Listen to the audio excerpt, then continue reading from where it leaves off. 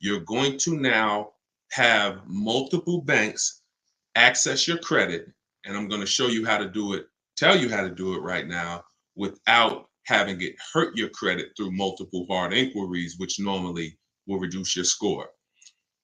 The credit bureaus allow you up to 45 days. The Experian article says between 14 and 45 days to let people access your credit with hard pulls, and it will only weigh on your score as one hard pull. So we can let them compete, which is what we do here. We let banks compete for our business. We let dealerships compete for our business. We let buyers, cash buyers compete for our trades. And so what you're going to do first is find your vehicle. That's the first thing. You do not, I know you may have heard, Deshone, I should get a pre-approval.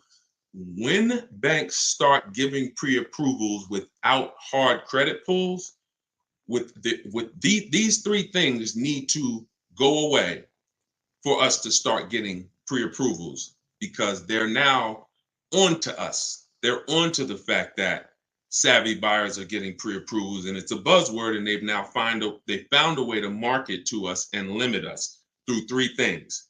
Expiration dates, which means this pre-approval is only good for 30 days. Well, unless you're in an emergency shopping position, we don't like to rush our shopping.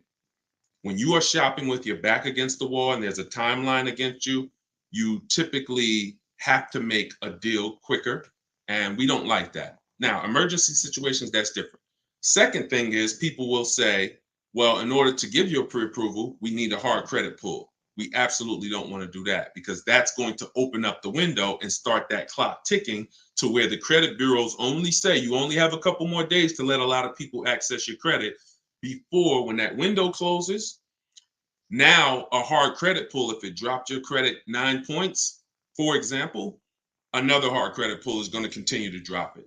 So we don't want a hard credit pre-approval. And then the third thing is, we don't want to limit where we can shop. We don't want to need to have a car. Some of the pre-approval will say, hey, well, we can't give you a pre-approval if you don't have the car first.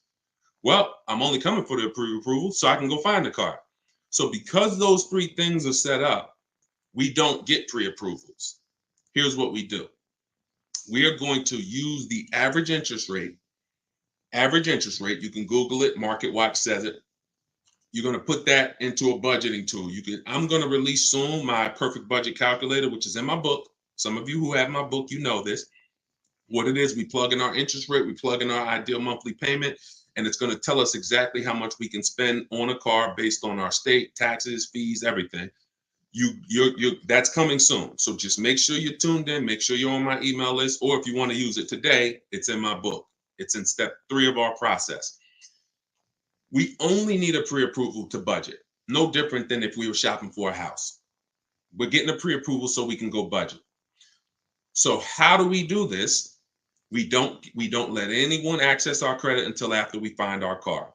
Once you find your best deal, your best car, then you're going to get the paperwork, a buyer's order. A buyer's order is simply a long form receipt that's going to show them that you can now come home and talk to many banks and credit unions as you want. Your bank, online banks, on your credit union. And this is the second round.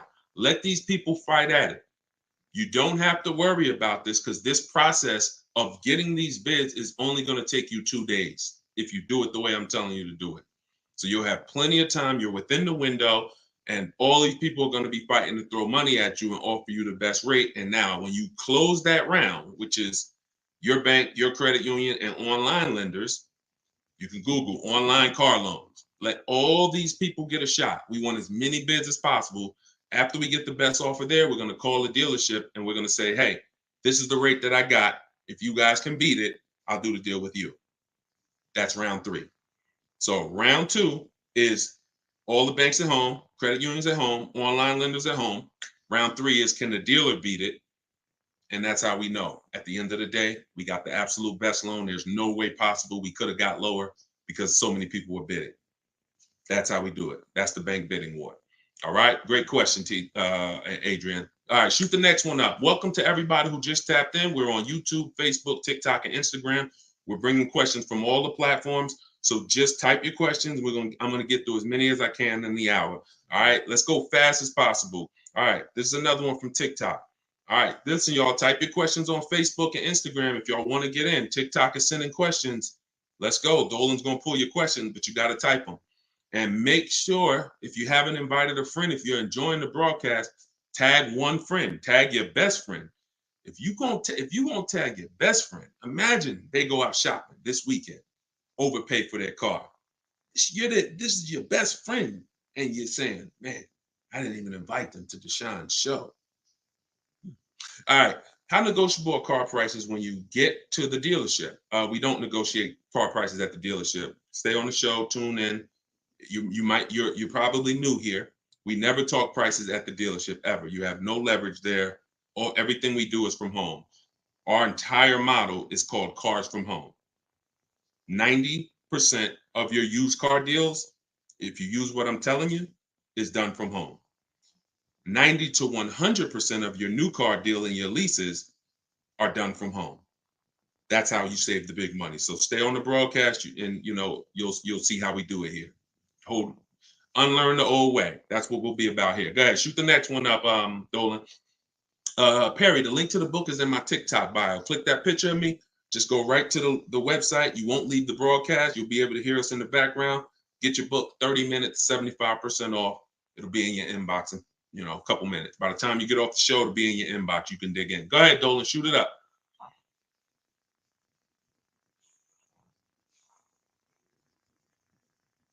Okay, this one's from Instagram. Just got your ebook. Excited to read it and learn. Awesome. Appreciate it. Use it. Use it. Go ahead. Shoot the next one up, Dolan. Let's get through as many questions as we can. TikTok is asking all the questions I see. All right. So how do you start from home? How do you start from at home? Well, it depends on where you're buying from. What you're buying. If you're buying from Instagram, if you're buying from Instagram, if you're buying a new car or a lease, your process is going to be to get 5 offers. Who's shopping for a brand new car? Who's going to be shopping for a brand new car or a lease? Type in for new, because a lease is 99% of the time a new car. You're shopping for a new car, then type in. Okay. Here's your process, your goal, 5 offers. You're not going to see 80% of the dealers are overpriced. So out of those 5 offers, 4 are usually going to be overpriced, and some by a lot.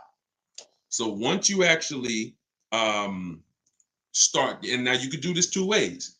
Manual way, go test drive your car, make sure you like it, pick something you like. If you're leasing, I like to have 3 options because leasing programs vary. Sometimes a vehicle has a bad lease program, and we won't know until we get the offers that there's a bad lease program. So once you figure out what you want, you come home, you call the sales manager, ask for the sales manager, you're going to get 5 offers. You must get 5, at least. We like to get 5 to 7. That's the manual way, talking to a sales manager. Now, the way that I teach in my book is based on scripts that I wrote. So that's the only reason that I can't go all the way. I can tell you about the scripts, but in my book, I link you to the scripts because you're copying and pasting. So whether you do it the manual way or whether, like my strategy is called the 25 to 5. We're connecting with 25 dealers that gives us more inventory to shop out of. So if you call 5 dealers, yes, you can probably get to 5 offers, but you might have to call more because not everyone may have a car that you're interested in. So we shop out of 25 dealers to get 5 offers. And out of that 5 offers, 1 is going to blow the rest away. And that's how we shop for new cars. So that's how you would, if you just grasp that, that's how you want to go into your transaction with that mindset, which means when you're in the dealership, you're not interested in talking numbers. Do not. I had a woman come up to me a little while ago. I was having breakfast and it was such a blessing. She came up to me. She said, I just want you to know you've helped me so much. I've used the last 2 cars. I walked in, I test drove. I said, I'm here to test drive. After I test drove, I was out of there. I said, now you're doing it. I said, God bless you, because that's where you want to be. You don't talk numbers in the dealership at all. All right, go ahead. Shoot the next one up, Dolan. This one's from Instagram. What would you suggest when the dealer tries to run your credit for a test drive? Some places do that. Well, first of all, it's a tactic. It's like walking into the mall and you're like, okay, yeah, I know I want to get me some new clothes, and they say, all right, can we have your credit card? You're like, wait, I haven't even looked at the clothes yet. Yeah, but can we just keep the credit card at the, I need the credit card. That's how I want you to look at this. It's ridiculous. So how you prevent this is you call. I have a particular way that I set up a test drive on a new car. You don't do this on used cars. You can't do this on used cars. You're gonna call, ask for the salesperson that's been there the longest. I like to ask, who's the person everybody loves? Who's the person been there the longest? Everybody loves them. Oh, that's Joe. Yeah, that's Joe. He's been here for 15 years. Hey Joe, how you doing? You know what? I'm interested in coming in, looking at this car. I just want to test drive. You got to be clear, y'all. I'm only going to be there 20 minutes. When you tell them I'm here to test drive, you're letting them know I'm just shopping. I'm deciding what I want. See, shopping is different from buying. Shopping and buying are very different. And from now on, we're not going to mix the two. In my book, I have something called shopping, not buying. That's step 4. That's deciding what you want. You're not going to let anyone rush you through this process. And you're also not going to take more time than you need to. So we're going to call, set up the test drive, and you don't need to have the exact car. If you're looking for a gray one, if you're looking for one that has the leather seats, as long as you're driving one similar, your goal is to make sure that you like it. And then when you come home, that's when you get offers. So if you set up the test drive with the right person, then you'll have a smooth test drive if you set it up the right way. You just go in, walk in, hey, I'm here to test drive, and you don't know who was next up on the platform. Now you got this new young kid. He trying to sell a car. He done ripped a couple people off early. He's still learning the business. He don't know what he's doing. He just try to make it money. Now he's like, oh, well, I need your credit. And then he's depending on people who unfortunately are ignorant and think, okay, if you do that, if you need it, then I guess you need it. And we're not falling for those games anymore. Okay, you're not going to fall for those games anymore. All right, go ahead. Go ahead, Dolan. Shoot the next one up. Here's another one from TikTok. How do you know a car rep is honest and trustworthy? You don't. That's why we don't look for relationships. I don't need my car rep to be honest and trustworthy. You're going to win the bid or you're not. We're not interested anymore in having dinner with our car salesman. It's just not possible to do. If you want to do what I'm telling you to do, you're either, pick a choice, y'all, money or relationships. Type an M or an R. Type an M or an R. While y'all do that, I'm going to share this broadcast. Shout out to the share. And I'm not getting none. I asked you guys to inbox me ideas of what we could do for our sharers. What we could do for our sharers. And I need the sharers to inbox me. The people who don't share, nothing against them. You might be new here, Deshone. I'm not ready to share yet. No problem. Deshone, I don't have many friends on here. No problem. For the sharers, inbox me. What can we do for y'all? I want to do something every show for the people who tag a friend, bring a friend, share. Because you are the people who help us grow this show. So please inbox me. I don't read DMs because I get too many, but those I will make sure get to me. Okay? Money. So we see here, money is the key. Relationships, I don't need with a car salesman. So you're not looking for someone when people are bidding for your business, you're not looking for a relationship because there's no loyalty anymore.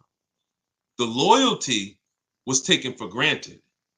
The loyalty was misused. You have tons of people who have bought 3, 4, 5 cars from a person, and when they truly find out that it's time to bid and I have to compete now, you're gonna see.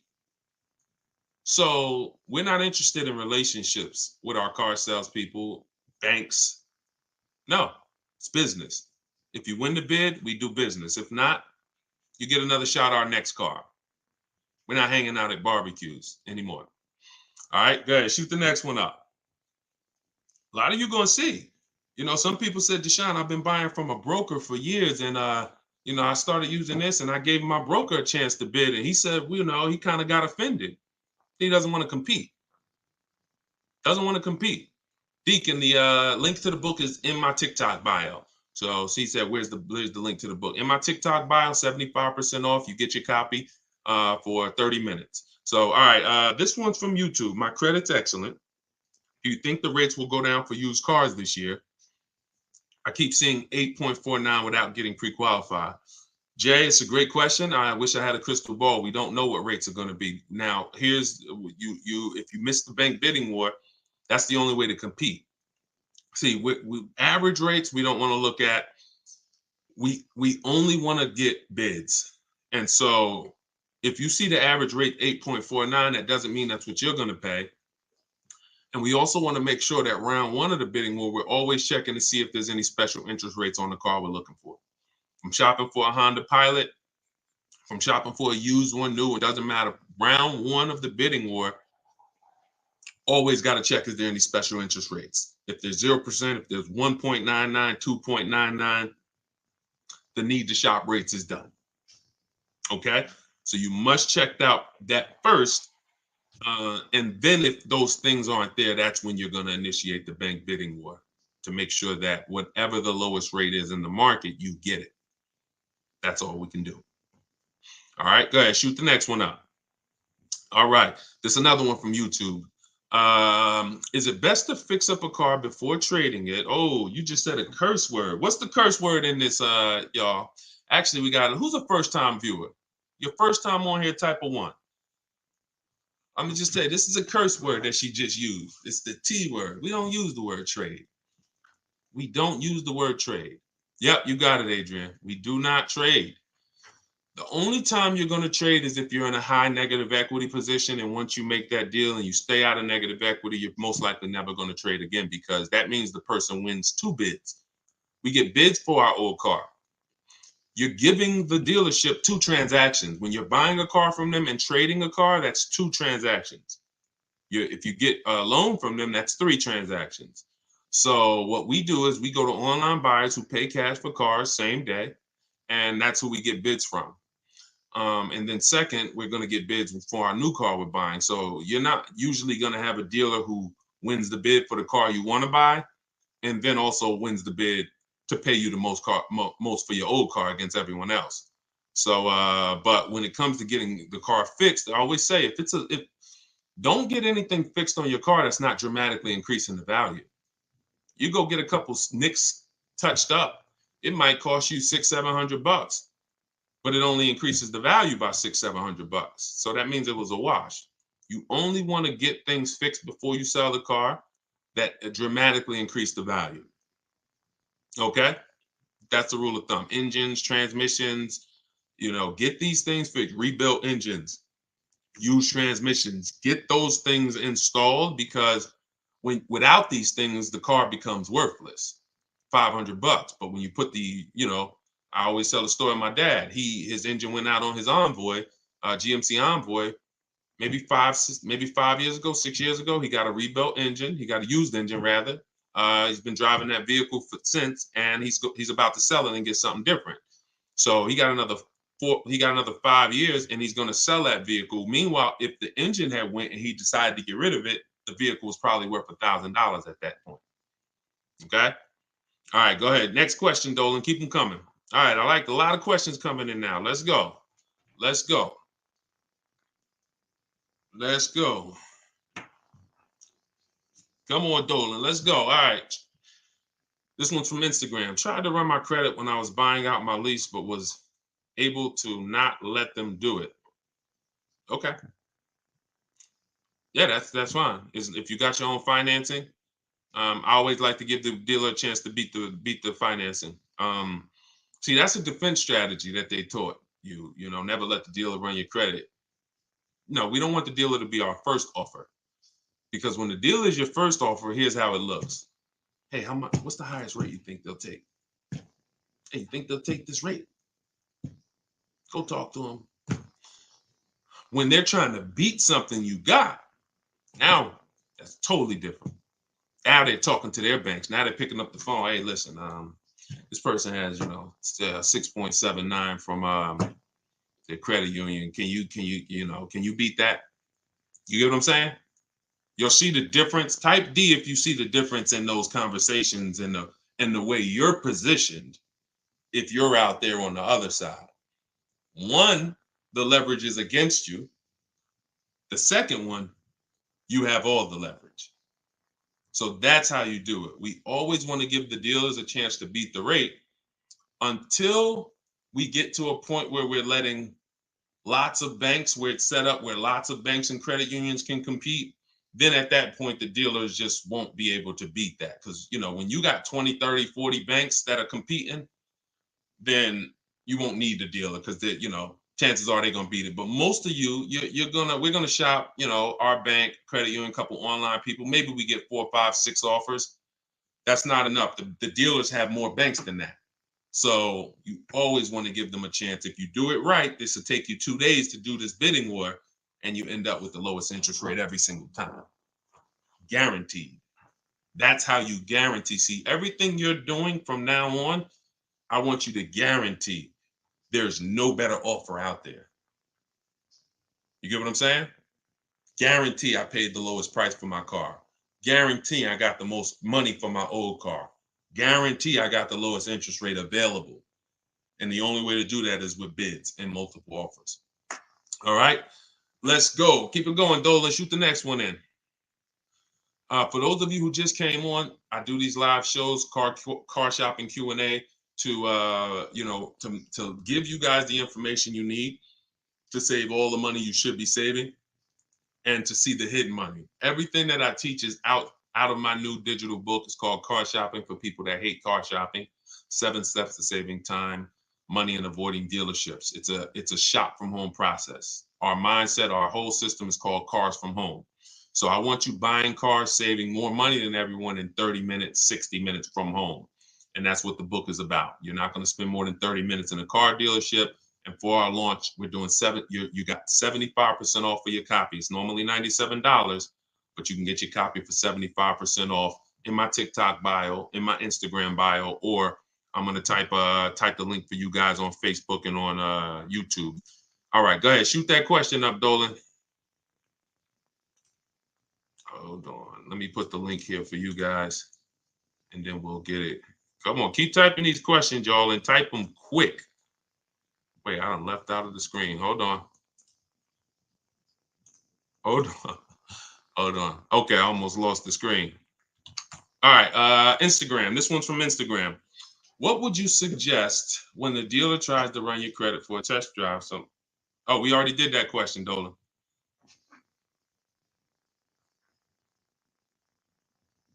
Let's go. Shoot the next one in. All right, this one's from TikTok.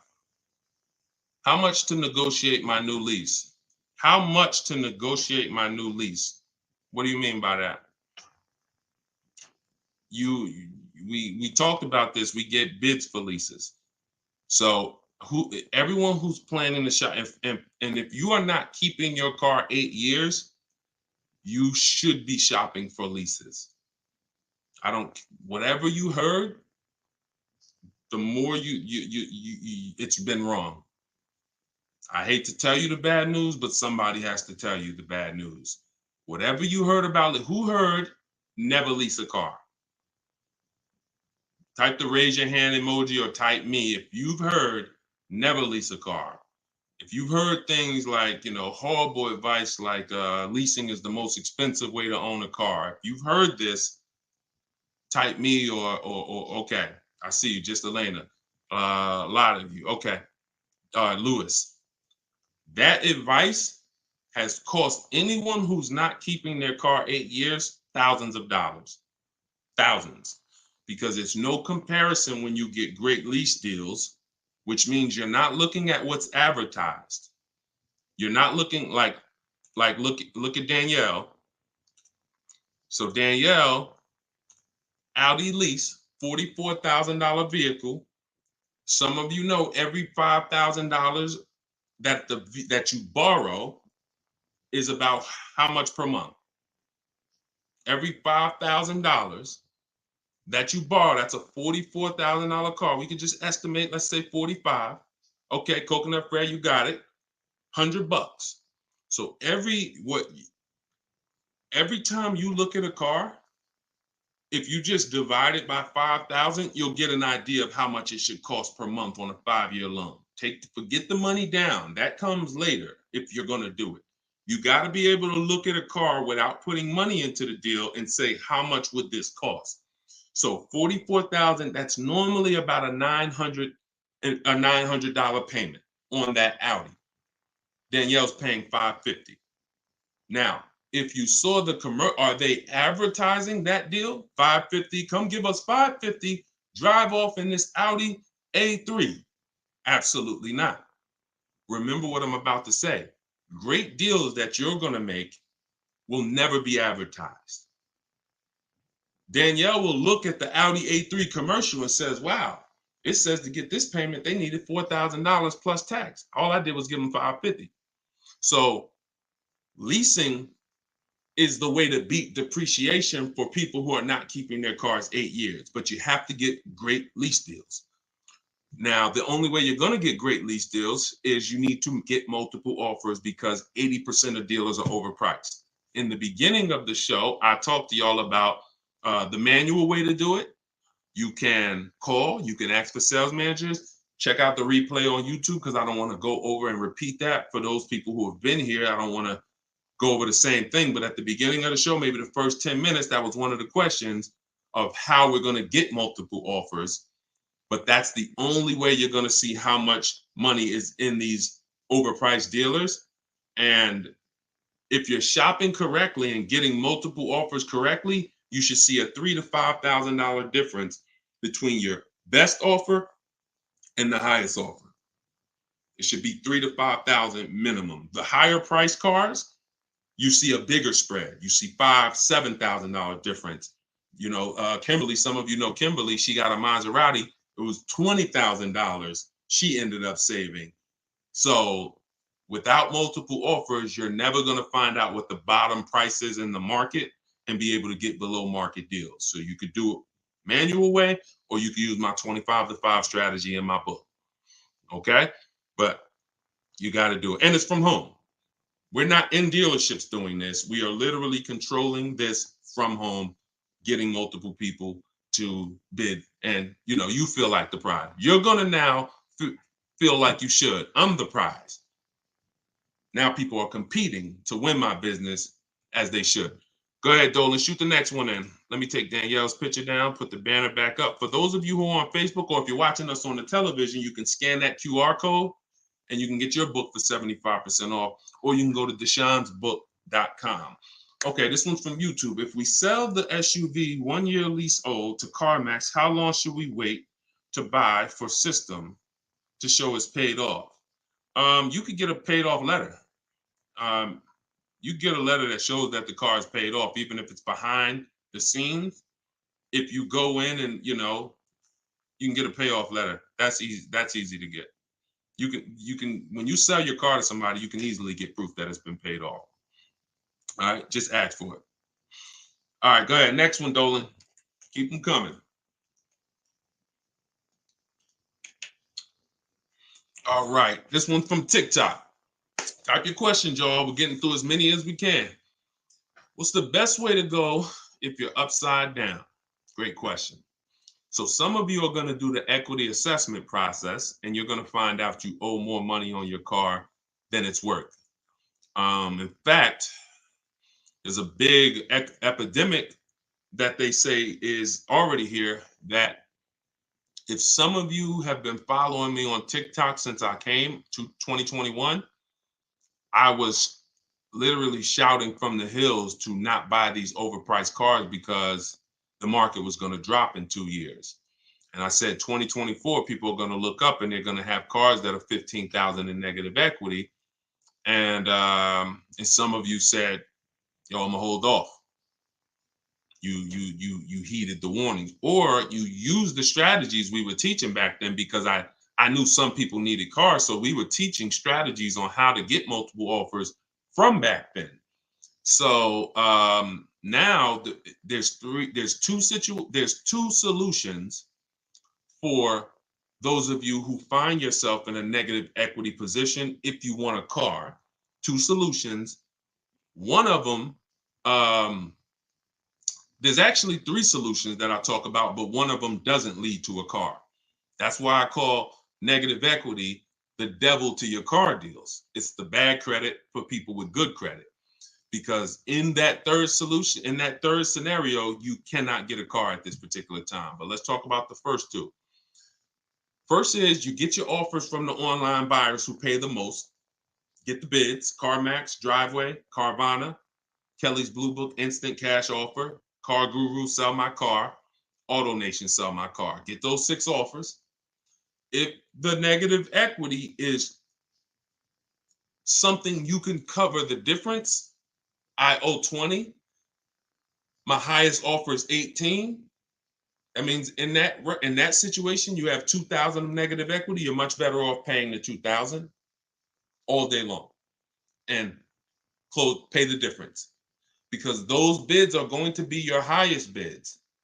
So that's going to lead to the least amount of negative equity. Depending on where you do your transaction, your negative equity amount will change. So if you're going this route and you can pay the difference, that's your best route because they pay the most, meaning you'll have the least amount of negative equity working that scenario. Now, some of you are going to see you can't pay the difference. That means you must trade. This is the only instance where we trade, because you must trade, because you need the dealer who wins the bid for your car to actually roll your negative equity into that deal. So whatever the vehicle is worth to them, after you make your offer, after you get your bids, after you identify them, you must identify the winning dealer first. If you try to do this with an 80%, you're going to get killed, and just you're leaving thousands and thousands of dollars on the table and just being lazy, unfortunately. But if you now say, all right, I'm getting the bids now because I can't pay the difference, whoever wins the bid of your multiple offers, you're now going to go to them and say, or, we do this from home. Hey, I have a car. Could you tell me what it's worth to you? I was getting offers online, but if I could do it all in one transaction, then I'd do it with you. You don't need to tell them what you owe. The only thing that's important is what they can pay. Now, when they come back, they might say, listen, I could max give you about $16,500 for it. Now, you might have known CarMax was going to pay you $18,000.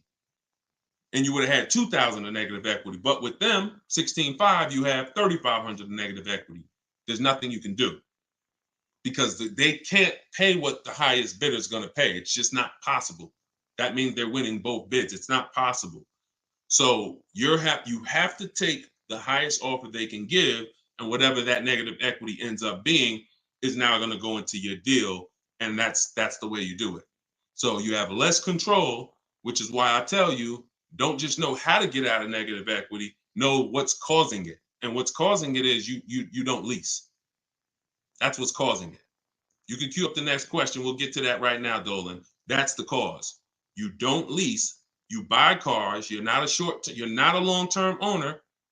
Long-term owners, who type K, if you got a keeper outside, we call those keepers. Car that's been outside 8+ years, 9, 10. You can type the number of years it's been. I not type the number of years you've had your car. And I want to give the people who are not in the habit of being keepers or buying cars that are going to be keepers, I want to give them a clear look at what a true keeper is. Not two. If it's less than 8, you don't need to comment right now. I'm telling you, this is for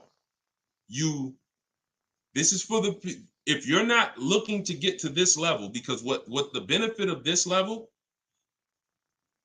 this is the purpose for buying a car. Because some of you know, I talk about the depreciation curve. The depreciation curve is like this. From the day you buy your car, the vehicle's dropping in value massively. But it starts to do like this the more you keep it. So it's losing less value year by year. Those of you who are typing 8 years, look, somebody said 19 years. Look, you have the benefit of losing very little value every year. The same price your car is worth now is about the same price it'll be worth a year from now. That means you've won, you've outlived the depreciation. Look, Vincent said, I got a 2004 F-150, 20 years old. So you've beat the depreciation through long term. Notice this has nothing to do with how you paid for the car. Oh, Deshone, I pay cash for my cars. Doesn't matter. Won't change the curve. So how you beat the curve is through long-term ownership, 8+ years, or aggressive lease deals for short-term people. That's it. Those of you who are stuck in this middle and you're replacing your cars here 3, 4, 5, 6 years and you're not leasing, you're losing so much money. And unless you pay cash for cars, you're still losing it, but you're in a negative situation. You're in a negative equity situation many times. So you should be transferring your negative equity to a lease.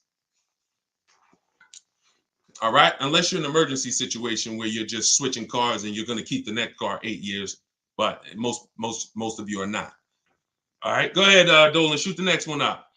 This one's YouTube. How does your lease program work with electric vehicles like Rivian and Lucid? Those cars seem to be sold differently than normal dealerships. Okay, any dealer, all right, Teslas, anything, it's not about electric.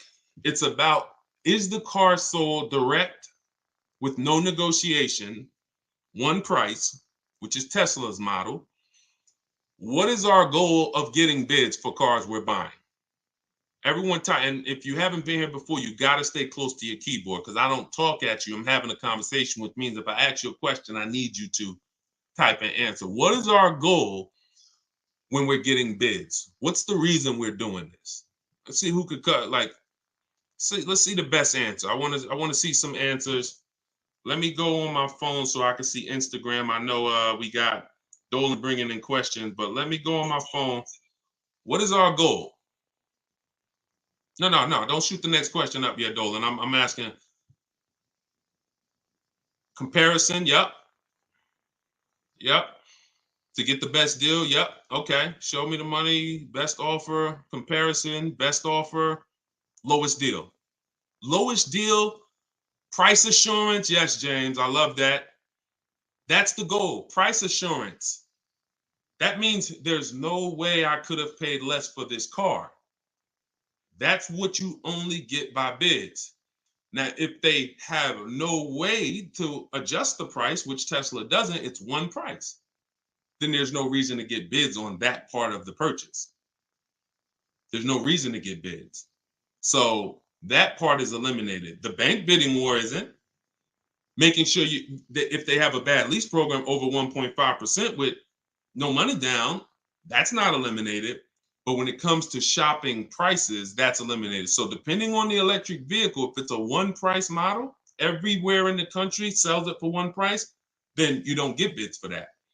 But if it's an electric vehicle like anything else, then absolutely, bids, always bids. And the process doesn't change. You could be getting a Rolls Royce. What about a luxury car, an exotic car, Lamborghini? Does not matter. In fact, it's more important when you see how much money you save getting bids on those cars, because it's such a difference. All right, go ahead, Dolan. Shoot the next one up, brother. All right. Instagram. This one's from Instagram. What's a good amount to negotiate on a used car? I heard 15 to 20% off the price is max. Nope, not at all. There's no way. All right, give you an example. There's two types of dealers that sell used cars. One dealer marks the price up high and prepares to negotiate with the public. Another dealer maybe leaves themselves $1,500 and they want to sell cars like volume. They want the cars going in 2-3 days, gone. You're not going to negotiate with the one dealer the same way you're going to negotiate with the other dealer, which is why when we shop for used cars, we're looking at the entire market at home, and then we're going to make the best. We're going to find and identify our car from home based on something I call the true value percentage. The true value percentage is not what the dealer is discounting the used car. The true value percentage is how much am I saving from the original new price. I always use my Infinity truck I got, for an example, all the vehicles that I was looking at, they were all between 30 and 32. I had narrowed it down to 4. They're all similar. They're all the same color. Online, they seemingly all look the same. Besides a little difference, I saw one of them had these different rims on it. But if that's all I know, then I'm gonna. It's hard for me to decide, right? But we know more than that, and you're gonna know more than that. When we get the new price, I saw that one of the cars was brand new 46, one was 48, one was 52, and the one I ended up getting was 54.5. Now that's the discount that I'm measuring. That's called the true value percentage. And you don't have to Google that. You won't find it because I made it up. The true value percentage means what is the percentage I'm saving from the new price? The marketplaces can't show you this because the true value percentage, the one I got was 42% off the new price. If they showed you this, then that means the cars that offer the lowest true value percentage wouldn't even appear on their site. They never sell. You never see when a person says 1% true value discount, that means the car was brand new 40 and they're asking 39.5 for it. No one's going to buy that. So what they're going to do is try to show you things like good deal, great deal, based on their algorithms and their market value, because they're not there to make their people compete. They're there to help all those cars sell. So when you do the true value percentage, that's the only thing that matters. And really, when you're looking at a used car, outside of making sure it's a good car, there's a process for making sure it's a good car: title, service records, accident histories. But once we get into the numbers, it's about the true value percentage. That's all it's about. All right, go ahead. Next one, Dolan. Keep them coming, y'all. Type your questions fast. All right, and shout out to everybody that shared. If you just jumped on, these lives are part of, I guess I would say they're sponsored by my new digital book, Car Shopping for People That Hate Car Shopping: 7 Steps to Saving Time, Money, and Avoiding Dealerships. So it's a totally online process. 90 to 100% of our new car purchase is done from home. 90% of our used car purchase is done from home. You can't do 100%. Why can't we do 100% on used cars? 90 to 100% on new cars and leases? Absolutely. Sometimes 100% because they can deliver the car to you. Why can't we do 100% of our transaction on a used car from home? Does anybody know? Let's see. I'm gonna give it 5 seconds and then I'll tell everybody. Got a test drive. Exactly. Great job. Great job, Stephanie. That's the reason. And the test drive is always the last step with a used car, because everything, you should never be going to see a used car, not guaranteeing that it's the lowest price used car in the market. You found that online. You verified there's no bogus fees. We do that before we leave. And the only thing I'm going to do there is test drive and lock the deal up. What I do is I'll ask for, $500 to $1,000 off when I get there, because you have leverage. But you always know, even if I don't get it, because I just told you how the best dealers work. They're not leaving thousands of dollars in room there. It's already the best price in the market, and they know that because there's a tool called B Auto that dealers use. When they price their cars, it shows them where their car ranks among all other cars in the nation, if they want, zip code, city. So they know this car is the best price in the market. So when you get there, yeah, I might ask for $750, $1,000, and he might say, look, I put it all out there. I give you another $200. That's all. Now we know they're telling the truth because we are researched. When you're not researched and they tell you that, man, he just don't want a deal. No, you don't know a deal. And that's a big difference. But that's why we can't do 100% of our used car transactions from home. All right, Dolan, go ahead. Shoot that next one up. Great questions today. Everybody getting value out of the show? If you're getting value, type $signs if you're getting value out of the show. Go ahead. This one's from Instagram. Can you trade in your car? Man, y'all in these curse words. We don't trade. We don't trade. Check out the replay. You might have just jumped on, Isaiah. We don't trade. We get bids. And again, I don't want to repeat that for the people who've been on the show for the whole, I think we've been on for about 45 minutes, but we do not trade. And yes, you should be. In fact, a lot of what you're asking, we hit on. So check out Facebook, watch the first 20 minutes. Check out YouTube, the replay's up there, and that question will be answered for you. All right, go ahead. This one from TikTok is 2.9 a good lease deal? Absolutely not. If you're basing it off of my formula, which is based on the 1% rule and 1.5 being the highest offer, that looks more like a great interest rate than that's a horrible lease deal. I don't even know how you're calculating it, but if you're calculating it based on dividing the monthly payment into the MSRP and it's 2.9%, it's probably one of the worst lease deals I've ever seen. All right, this one's from YouTube. How do you find a reliable used car? One of the steps that we take to make sure we're getting a good car is we do a 5-minute process. This is in step 4. My book is based on 7 steps. My system, everything I'm teaching you, is based on 7 steps. So some part of what I'm telling you is based on a step. This comes out of our shopping step, which is deciding what we want. We take 5 minutes, we type in the year, make, model of the vehicle, and there's 2 terms that you need to remember. 3 if you're buying long-term. First is you type in the year, make, and model, initial quality. And that's going to tell you what people are saying about the car the first 90 days. Initial quality is first 90 days. You're going to skim the first page of Google. If you see anything, you're going to see articles. You're going to skim anything that looks like a red flag. Owners report, electric issues or anything. Once you skim that, now you're going to replace initial quality with reliability. Now, reliability is what people are saying the first 3 years.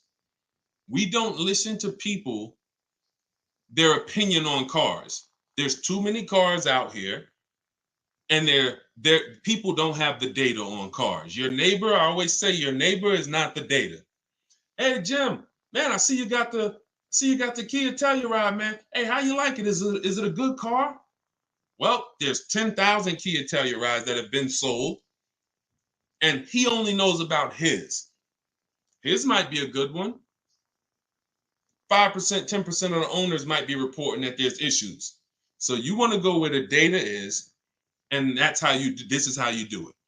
You're going to type in reliability. And so any of you who are going to be leasing and buying a brand new car, you should be doing that step. Take you 5 minutes, skim the first articles, reliability, initial quality. Now, if you're buying a car long-term and you're keeping it 8+ years, then you should be typing in longevity. And that's going to bring up, sometimes it'll tell you right at the top, these cars are known to last 200 to 300,000 miles. Oh, owners report transmission problems around 80,000 miles. If you haven't done this and you buy a used version of the car at 65,000 miles, and then 2 years later the transmission starts slipping, it's not because you couldn't have avoided this. This is how you avoid those issues. And again, there's no guarantees, but when you follow the data, oh, that's a red flag. I'm not getting a 65,000 mile one if I see that they report transmission issues at 80,000 miles. And this is what we call a quality, this is a reliability and initial quality, a longevity check. That's how we make sure we're buying a reliable used car. And the rest is making sure you're doing title, service records, accident history. You take all those steps. See, what I'm giving you is boundaries. You can choose to step over the boundaries if you want, but at least you know that there's boundaries now. You get what I'm saying? if you don't know you're breaking the law, then are you breaking the law? I'm going 70 miles an hour. There was no sign. I didn't know. Once the sign is there and I'm going 80, now I know that I'm stepping over a boundary. And I know I'm taking more risk. All right, go ahead, Dolan, shoot the next one up. Good questions, good questions, good questions. Everybody, if you're like Deshone, this is too much to remember. It's all in my new digital book, Car Shopping for People That Hate Car Shopping, 7 Steps to Saving Time, Money, and Avoiding Dealerships. I'm gonna put the link for you guys to get your copy at 75% off as part of our launch. It's normally $97. You got 30 minutes. Once that timer hits 0, it's going back to $97. So get yours for $24. It'll be in your inbox in minutes, and you can be using this, and you don't have to try to remember all of this stuff anymore. But either way, you get it how you want it. You want to get it from the shows, you want to get it from my videos. But I think a lot of you can see that although a lot of you are in the same situation, there's different situations. So if you want, I just need how I'm going to lease. That's in my book, step by step. How I'm going to buy my used car. That's in my book, step by step. So you get in where you fit in. All right, this one's from TikTok. I did your calculation and it came out below 1.5. Thank you, Lorna. I love your advice. Thank you. And look, 1.5 should be the lowest of all your offers. The goal is not to get a lease under 1.5, because that's one goal, but only if, I told you, it should be a $3,000 to $5,000 difference in your offers. So if you have offers and one of them is 1.6, one's 1.7, one's 1.8, and then the lowest is 1.5, that's a win. If you get one offer and he gets it to under 1.5, because some people are watching us and they're depending on people who want a shortcut, already short process. If you're using what I'm teaching, this takes you 90 minutes. You should be able to get car deals in 90 minutes or less if you're using what I'm teaching. What car salespeople who are the 80%, they're very wise in what they do. So they're going to look for people who come in and talk about 1.5%. And if they know they have the programs, they'll get you under 1.5%, even though their competitors could have got you 1.3. So 1.5 is always the goal when you're shopping, to not overpay. But the only time 1.5 is the best offer is when every single other offer that we have is above that. Does that make sense? Type clear if y'all clear on that. You don't go in with the goal of 1.5. You go in with the goal to get the best offer in the market and see what it is. Let's take somebody like Bonita. Bonita, middle of the pandemic, she got a Telluride. When people were paying $5-10 grand over a sticker for Telluride, she leased one $48,000 vehicle. She gave him $600 and she drove off. That was her best offer she got from home. $600 into $48,000, she got a 1.25 lease. I think it might have been $46,000. It was middle of the pandemic. See, I'm showing you that we've been getting deals, below market deals, since the pandemic. For those of you who are going to use strategy, you're going to see lots of deals. For those who are not, it's going to seem like there's no deals anywhere. So $646,000, yep, 1.3. Now, if she had went in with a goal of 1.5, she would have never gotten 1.3. So you don't dictate. We never dictate where we need the bottom to be.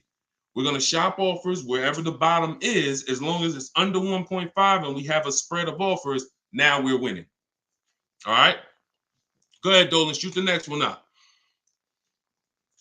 All right. I'm trying to get through these last couple fast as possible. All right. Y'all know we're on a time limit. I would love to do these shows forever, but we keep these going. So even if you don't see, whenever you see one, hop on, because even if someone's usually going to ask a question similar to yours, if not the same question. Go ahead. All right, this one's Instagram. I'm looking to buy a used Toyota 2022 or 2023 Camry XSE, but it seems like it's a low inventory of them. What do I do if there's a low inventory? I'm looking everywhere. First of all, let me explain something. Those of you who are looking for a used 1 or 2 year old car, it's going to be hard because the only two ways dealerships get used cars is they buy them off lease. The average lease is 3 years. So you're not going to usually see a 1 or 2 year old one. Or the second way is if they buy them from someone, which means someone has to be in a Toyota Camry and decide in 1 year, all right, I'm ready to replace this. Or I'm in a Toyota 2 years, I'm ready to replace this. That's not usually going to happen. That's why you're usually not going to see used cars in bulk until the 3rd year when they start to come off lease. Now you start to see more inventory. So I would tell you to, shop wider.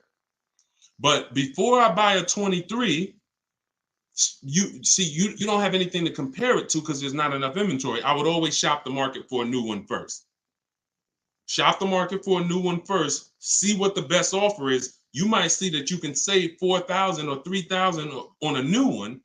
Now, in order for me to buy, now that sets the market for the used ones. If I don't know what the best offer is, like if somebody was buying a 1 year old Jeep Grand Cherokee, well, it's a $45,000 vehicle. They might go and say, well, I'm looking for a 1 year old one for 39 or 38. That's a problem because depending on the new Jeep deals, you might be able to get a brand new one, 45, you might be able to get that for 39. So if you go out and look for a 1 or 2 year old one, but you don't know what the new market is, if the new market's distressed, you end up paying close to what a new one would be for your used one. So if anybody, this is only for those of you who are like, I want to buy a 1 or 2 year old used car, not 3, not 4, not 5, 1 or 2. You should be shopping the new market and then seeing where the market is, and then let that be the gauge on how much you're looking to save on a 1 or 2 year old. All right, makes sense? Okay, go ahead. Shoot the next one up, Dolan. Listen, listen, we get a lot of these people come on late. He said, oh, what's your thoughts on an Audi Q8? We already answered that. We don't get people's opinions on cars. It's subjective. We're going to where the data is. Watch the replay. We went over this about 15 minutes ago because opinions are subjective. I could love the Audi Q8 and then it's a horrible car. The data shows it's not a good car, or that specific year is not a good one. So just check the replay out and check it out. We talked about that about 15 minutes ago. This one's from TikTok. I have a question. Do dealerships pad the interest rate from the bank? Yes. If they can. Yeah. If they're trying to beat your offer, they probably don't have room to pad the interest rate. So you should be looking at the bank bidding war. See, this is what I said. You see, many of you should be watching the replays. If you came on late, somebody's going to ask you a question. So go to YouTube, go to Facebook, watch the replay, because a lot of these questions we went over in the show because many of you are in the same situation as each other. All right, go ahead. Next one, Dolan. My transmission is starting to go out on my paid off vehicle. Should I get the car fixed or a new car? Depends on your values. If your goal is this, about 20 minutes ago, I asked where the keepers were. That means I'm keeping my car as long as possible. I'm outside the depreciation curve. My vehicle is losing little value every year, and I'm keeping it as long as possible. The longer I keep it, the more valuable the vehicle is to me. Then you go get a used transmission. I talked about my dad's engine going a couple years ago. He went and got a rebuilt engine, used engine rather. He's had that car for another 5 or 6 years. The value, the replacement cost. Don't consider what it cost you to get the transmission. That might be, and make sure you have a great mechanic, use a service shop locally that you trust, that you can depend on. Ask around on social media, who's been here 10, 15, 20 years. Everybody loves them, trustworthy. That's who you want to deal with. See if they get you a used transmission from a salvage yard, because you're not going to consider that cost. You're comparing that to the cost of replacement. The cost of replacement might mean what's coming. All right, $2,500 to put in a used transmission, or a new car payment coming out of my house because I'm starting a whole nother car. So it depends on your values. Going for more value out of that car. Most keepers would say if their goal is a keeper, I'm doing it. I'm getting another transmission in the car. That's it. So you get what I'm saying? All right, y'all. We just hit the hour. The, what would the best monthly payment be? See, it's a good question because I know it's something you sincerely want to know, but it's a question that you're not going to be asking monthly payments once you start really understanding the numbers, because if you're buying a car, then you're looking at the fact every $5,000 is about $100 a month. So on a $60,000 car, monthly payment will be $1,100 a month for 5 years. But your question shouldn't be what is a good monthly payment. It's how do we know 60,000 was the best price for the car? You get what I'm saying? We're not concerned with what the monthly payment is at first. We're concerned with, is 60,000 the lowest, whatever car you're going to put there, used BMW X5, whatever, is 60,000 the best price for the car? Because payments will mask the actual price you're paying for the car if you don't understand what I'm talking about. You come in, hey, I like that car. You know what's the payments like on that? Well, it's normally 1,200. Oh man, shoot, boy, that's high. Anyway, I could get it down to like 950. How much could you put down? I could probably put down like, maybe 10. You lost already. You're negotiating from strength based on you're negotiating off from weakness based on payments, which means you're not looking at the price of the car. You're talking numbers in the dealership. And so that's not the goal. Step back. We are getting bids. When you separate your transaction into 3 transactions max, who I sell my car to is one transaction. Who I get my loan from, another transaction. Who I buy my car from, another transaction. And every single one of them is going to be a bidding process. When you step back and that's how you roll, you'll never ask what should monthly payments be on that. Because the bank works out the monthly payments, and then we have the budgeting tool, the perfect budget. Everyone who has my book, if you got your copy for 75% off, in day 3 is a tool that I created called the perfect budget. Perfect budget calculator. You put in numbers. This is how much I possibly could put down. This is where I want my monthly payment. This is what state I'm in. It tells you multiple goals. You can't pay more than this for a car. This is where you start. Look for a car here. Goal 1, look for a car at this price. If you can't, jump up here. If you can't, look up here. If you can't, jump up here. But once you get here, you cannot pay more than this price for a car before you are over your budget. So grab the book. I'll release it. I'm just trying to see how we're going to release it, because without people understanding how to use it, then it's going to be pretty much worthless to you. So, but for those of you who have the book and you've had it, if you got into step 3 in the process, you see the perfect budget calculator, and we're not depending on and this is one of the videos that really brought me to the well. I went on TikTok, my first video ever, and I said the worst thing you could say in a car dealership, the worst thing is just get me to this payment and we have a deal. That video resonated with millions of people, thank God, and it's been seen over 26 million times. And since then, it's been about explaining why payments can be manipulated. We do not shop based on payments. We need to understand the numbers. And so I do my best to try to help you guys understand the numbers. But if you're getting bids, you ain't gonna lose. You cannot lose getting bids. The only way you can lose is if you're negotiating 1-to-1. That's when you lose. You can't win. Just like you can't lose getting bids, you can't win 1-on-1 negotiating. All right. So, all right, y'all. We just hit the hour mark. Absolutely great. We will be back. Whenever you see me live, jump on, catch the questions. And if you want everything I teach in one spot, my new digital book, Car Shopping for People That Hate Car Shopping, is officially out. It's a 7-step process. Everything from leasing to buying used cars, new cars, the bank bidding, it's all a 7-step process. So I don't want you having to overthink. I don't want your ideas. I want your goal. You come with the goal, I'll give you the strategy.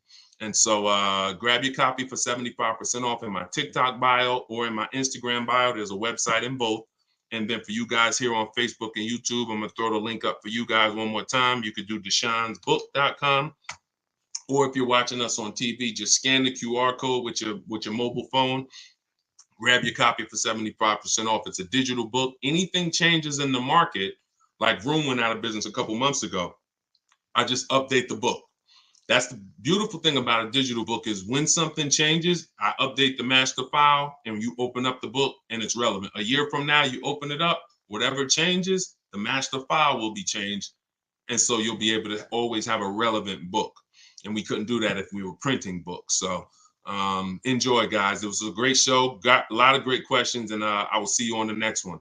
And DM me about these sharers, y'all. Sharers, DM me. Let me know what we can do to reward the sharers, because I appreciate you all. Inviting people, we can't do it without you.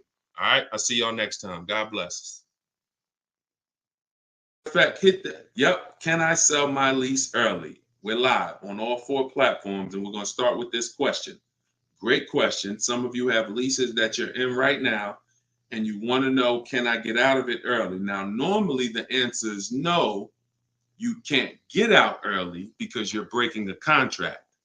But in the case of selling your lease, you can get out. And if you can sell it and break even, you can get out without penalty. If you can sell it and make a profit, even better, but don't bank on that. So what you want to do is do your equity assessment, because some people, if you didn't know you could sell a lease, type me in the comments. So you might be looking at this question we got on TikTok and say, dang, I didn't even know we could sell a lease. So if you did not know you could sell a lease, type a question mark, because this is new information to some of you. So the way you're selling a lease is, see, you have an option to buy. Good to see you, Marvin. And you also have an option to sell. We very rarely, almost never, exercise our option to buy a lease. Almost never. But we usually always exercise our option to sell. And so the way we're going to do this is we need to see, what is the market value? Now, I never want you to use algorithms to find out the market value of our vehicles. I want you to get bids, because the benefit of cars over houses is you can get cash offers from people who will pay you cash for your car, no obligation to take those offers. So that means you can actually see what people will pay for your car, and the people I'm about to list pay the most money for cars. You're going to get 6 bids, take you about 20 minutes while you sit at home, and that's going to tell you the market value of your car. So the first thing you're going to do is call your bank. You're going to get your payoff. Don't look at your contract. Don't look at the residual value. That's not important.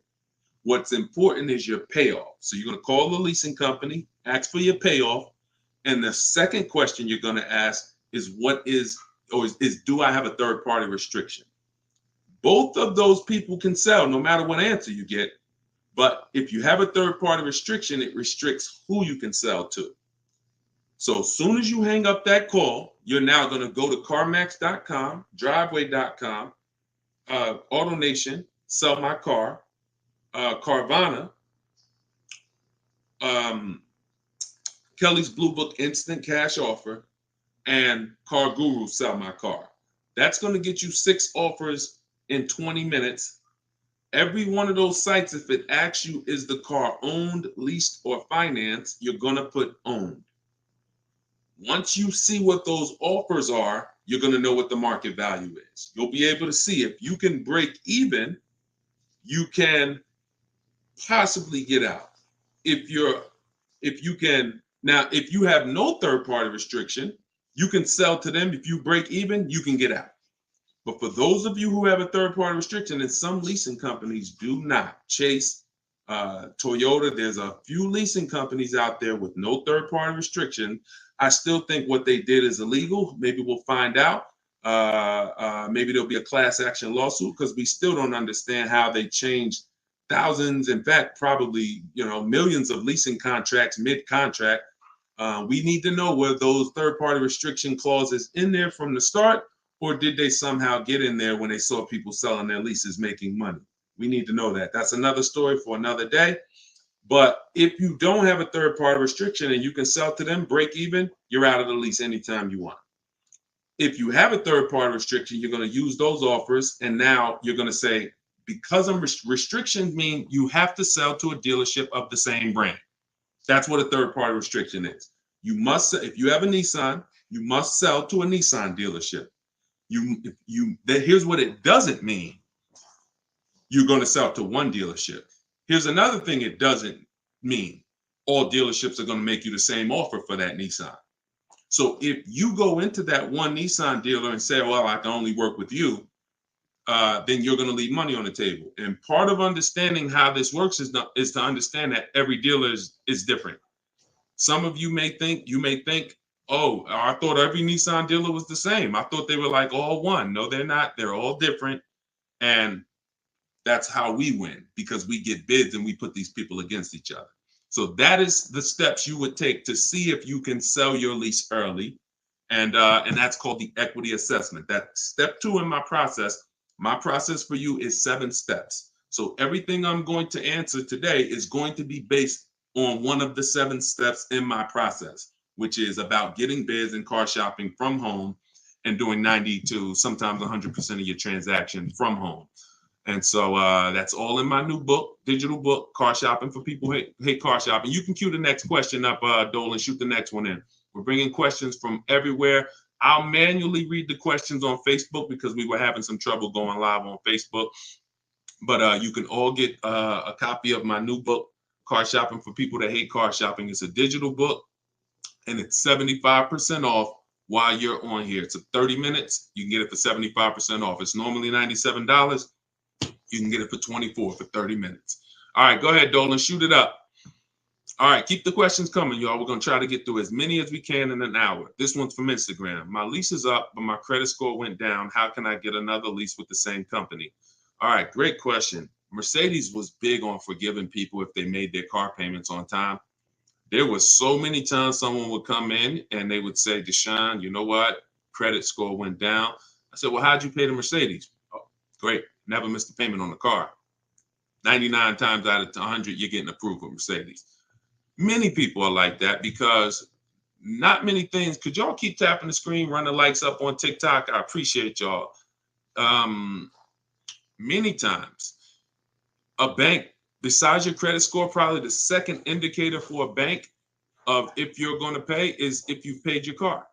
So your credit cards could be behind. It could be kind of, if you got a good history with your car, you got a good history of getting approved. Now, the second thing is if you missed a couple payments on the car, I would still take the shot because in this economy, people realize, over the last couple of months, as long as you're not trying to go up in payment, I take a shot. If you're going from a $500 payment and you're, staying there or going lower, then I take the shot for sure. If you're going from 5 to 7 and you've missed payments, that's going to be tough. So I would try to be out. And if you don't need a car right now, you lease it. Now, here's what you do. First of all of you should be following Shonda Martin. Can somebody type her name? Because I know somebody on here follows her. She's on every platform. Her brand is Road to 750 Plus. So here's what you do. Call and extend your lease. Most leasing companies will give you a free extension. Shout out to y'all running the likes up on TikTok. Appreciate y'all tapping the screen.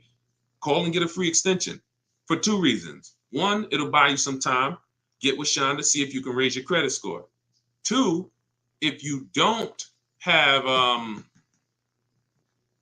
if it'll buy you some time. It's just, I don't like shopping with our backs against the wall. Unless your car got stolen, car got totaled, we don't like to shop in emergency situations. We still win. You use what I'm telling you, start getting bids, you can get your best offer in 3 or 4 days. So don't worry about that. My book will teach you how, and everything you'll learn from me is if I need a car in 3-4 days, Deshone, what do? Get bids, get the lowest offer in the market. But if you have the luxury of time, that benefits you. The luxury of time when shopping is a benefit. So so see if you can get that extension, and then go for it. Try to keep your lease, your shop bids, and you might be able to lower your payment. Because many of you, I haven't made a video about this yet, but I want to tell y'all this before we go to the next question. Many of you overpaid in 2020, 2021 for your leases. So you're going to be surprised when you use these strategies. Some of you are going to get the same version of the car that you have now, and you're going to drop your payment $150, $200. And I want you to know this before you start getting the calls from the salespeople who are going to try to keep you in that car or upgrade you and keep your payment around the same. Many people, you getting those calls. Who's getting those calls right now? Hey, Jim, your lease is not up for another 6 months, but what if I could get you in a new version, keep your payment around the same? That's always the entry point. And they're listening. No way, man. I want to drop my payment. That's not enough, though. By how much? You get what I'm saying? So when you get bids, some of you are going to see, dag, I was paying $700. I'm getting bids now, and I'm getting a similar car for $500, $550. All right, shoot the next question up, Dolan. And we'll take one from Facebook because I know we still can't access Facebook. So let's I'll do these questions manually. This one's from TikTok. Need help. My wife just totaled our car, and now I need help on how to properly go about getting a car. That's very broad. First thing you're going to ask yourself, I want everybody to answer this. How many years are you keeping your next car? This is the most important question. You're going to hear me say that when you hear and when you're talking to somebody, once you learn these and once you use these to get deals, your first question is also what I call the most important question, which is how many years are you keeping the car? So let's see some answers. How many years are you keeping in the, and let's be intentional, not vague, not as long as I can until, like, literally how many years, what's the goal? Okay, at least 5. 8, okay. 5, okay.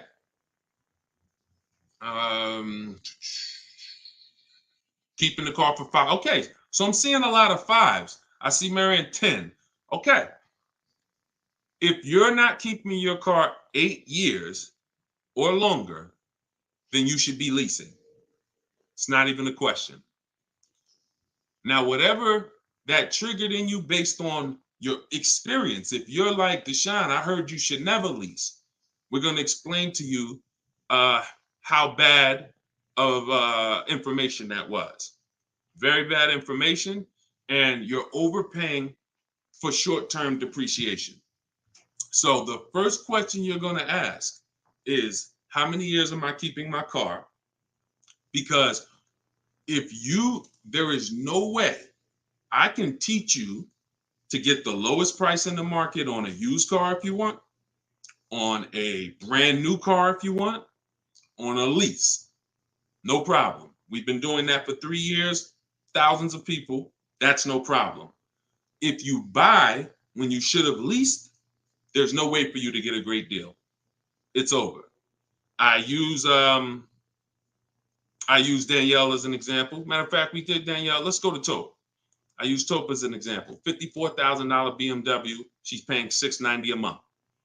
Some of you know every $5,000 on a car purchase is $100 a month. So when you're looking at a $54,000, let's say $55,000 car, that's an $1,100 a month payment for 5 years. She's paying $690. Even if you went in, this is why if you buy when you should have leased, then you lost. Even if a person went in and got them to knock $10,000 off the price of that new BMW, and they got out of there for $45,000, taxes, they're going to be probably 48, almost 50. They're still at $950, $975 a month. She's paying $690. If they bought a used version of this vehicle, instead of 54, maybe they find a nice used one for, let's say, $35,000. $35,000 taxes put you about 38. You're looking at about 690, almost 7. I'm sorry, 35, 38. Every 5,000 is $100. You're looking at about 750. She's paying 690. And a used BMW with almost 1 year left of the warranty, it's no way the quality of what they're driving is the same. Now, when does the person who bought wins? Because in the short term, Tope's paying 690. The person who bought a brand new one's paying 1,000. The person who bought a 3-year-old used one is paying 750. She's killing all of them. She's killing both of them by far, keeping a lot of money in her pocket. She's nothing going wrong with the car. Anything breaks, she comes, drops it to the dealership. She got a brand new car, full warranty. There's no way to get a great deal when you purchase, but you should have leased. And she knows how to get great lease deals. She gets bids. So don't think, because some of you might say, Deshone, well, that doesn't look like the deal I saw in the commercial. That's because commercials are not deals. Scrap that. You're never going to see a great deal on a commercial. Never. The great deals are when the dealership barely wants to make them. They don't even want anyone to know about them. They just, I've in the past, when I was at Mercedes, I had to tell some people, listen, please, I'd love for you to send me your friends and family, but don't tell them what you're paying, because I probably can't duplicate that. When somebody got a great deal, we weren't telling them, go tell your friends and family, we'll give them the same deal. If they're telling you, I'll give your friends and family the same deal, that means it wasn't a great deal. Sorry to tell you. If you were able to match, dealerships don't like doing deals like this, and they certainly don't want to do many of them. So that's why your foundation, your most important question, it's step 1 in my book. It's step 1 whenever you'll hear me talk, is how many years am I keeping the car? If you're not keeping the car 8, then you're paying ridiculous depreciation. Your car's value is here, and around 8 years it starts to cool. 6, 7 years it's going to start to level out a little bit. You lose less value. And if you're switching your cars here, buying them here, and then you're trading them out anywhere between here, you're losing tons of money. We call that the unseen expense, depreciation. That's why the unseen expense. You buy a car today for 30. What is it worth 30 tomorrow? Yes or no? It's the unseen expense. You buy a car today for 30,000. Is it worth 30 tomorrow? Yes or no? Exactly. Gonzalez, you can't hear. Everyone else can hear. So I don't know what's up with your audio. So that's what everything we do from now on. My job is to teach you how to get the lowest prices in the market. And it's also to teach you where the hidden money is in your car deals, the money you haven't seen. And one of the biggest, largest amounts is depreciation. So for those of you who are not keeping your cars 8 years, your goal should be to shop and get a great lease deal, not a regular lease deal, not an advertised lease deal. And so if you're keeping your car long-term, 8+ years, then you should not be thinking about leasing at all. Okay? Everybody clear on that? Type clear if we're clear. 8 year, I call that the 8-year rule. You're going to hear me talk about 3 things that are all the same. The first question, the most important question, the 8-year rule. They're all the same. All right? Go ahead, Dolan, shoot the next question up. We're bringing them from all 4 platforms. This one's from YouTube. I drive an average of 22 to 25,000 miles a year. Would leasing still be a viable option for me? Great question. When I worked at Hyundai and I was a manager there for 6 weeks, owner ended up getting indicted. It was like, all I needed was 6 weeks before God told me, son, this is not the place for you. But I learned something very important there. I was helping a person who returned their lease. He had like 70-something thousand miles on his Hyundai, and he was returning the lease. And I said, did you lease this? He said, yeah, all I do is lease. I said, I'm in sales. I'm on the road, 25,000 miles a year almost. All I do is lease. I used to buy my cars. I was losing so much money. The depreciation, because think about that depreciation, y'all. For the regular person, it looks like this. The value of your car is like this. For the high mileage driver, it's like this. They're going to destroy that value in 3 years, right? So he was explaining this to me, and I'm listening. And then I looked at what he was paying, and I'm like, it looks like he got a great Hyundai deal, right? And then he paid additional, maybe $175, and he got his high mileage lease. And I said, I got to tell everybody I know about this, because I was dealing with high mileage drivers coming back who wasn't leasing, who had all this negative equity. And I'm like, we got to do something different here. So he comes in, and that's when I started, diving in and seeing that for the short term, high mileage driver, short term means you are not keeping the car 8 years. It doesn't change. Most important question, first question, 8-year rule, all the same. If you say, Deshone, I drive 20, 25,000 miles a year, how many years you keeping the car? Probably 10. Then there's no need to lease. You can find a car that you can put 200 to 250,000 miles on in 10 years. They're out there. Get one of those. But if you're saying, Deshone, I'm not keeping it 8 years, I'm going to keep it 5, then you should absolutely be shopping for a lease. I have 2 strategies for the short-term high mileage driver that's going to be better than you doing what you've been doing. Some people will tell you make high down payments. Bad, because you're just throwing more money at the car you won't get back. Some people tell you take shorter loans. Instead of 5 and 6 year loans, take 4-year loans so you won't have negative equity later. Both of those solutions involve you throwing more money at the car that you're not going to get back. The 2 strategies that I teach is, 1, the high mileage lease. You're going to shop, get your offers. We always shop with 12,000. That's what we do. We get multiple offers. We get at least 5. We get at least 5 because 80% of dealers are overpriced. You're not going to see that until you start getting multiple offers. When you start getting multiple offers, you're going to see that 80% are overpriced. We don't try to change them. We expose them.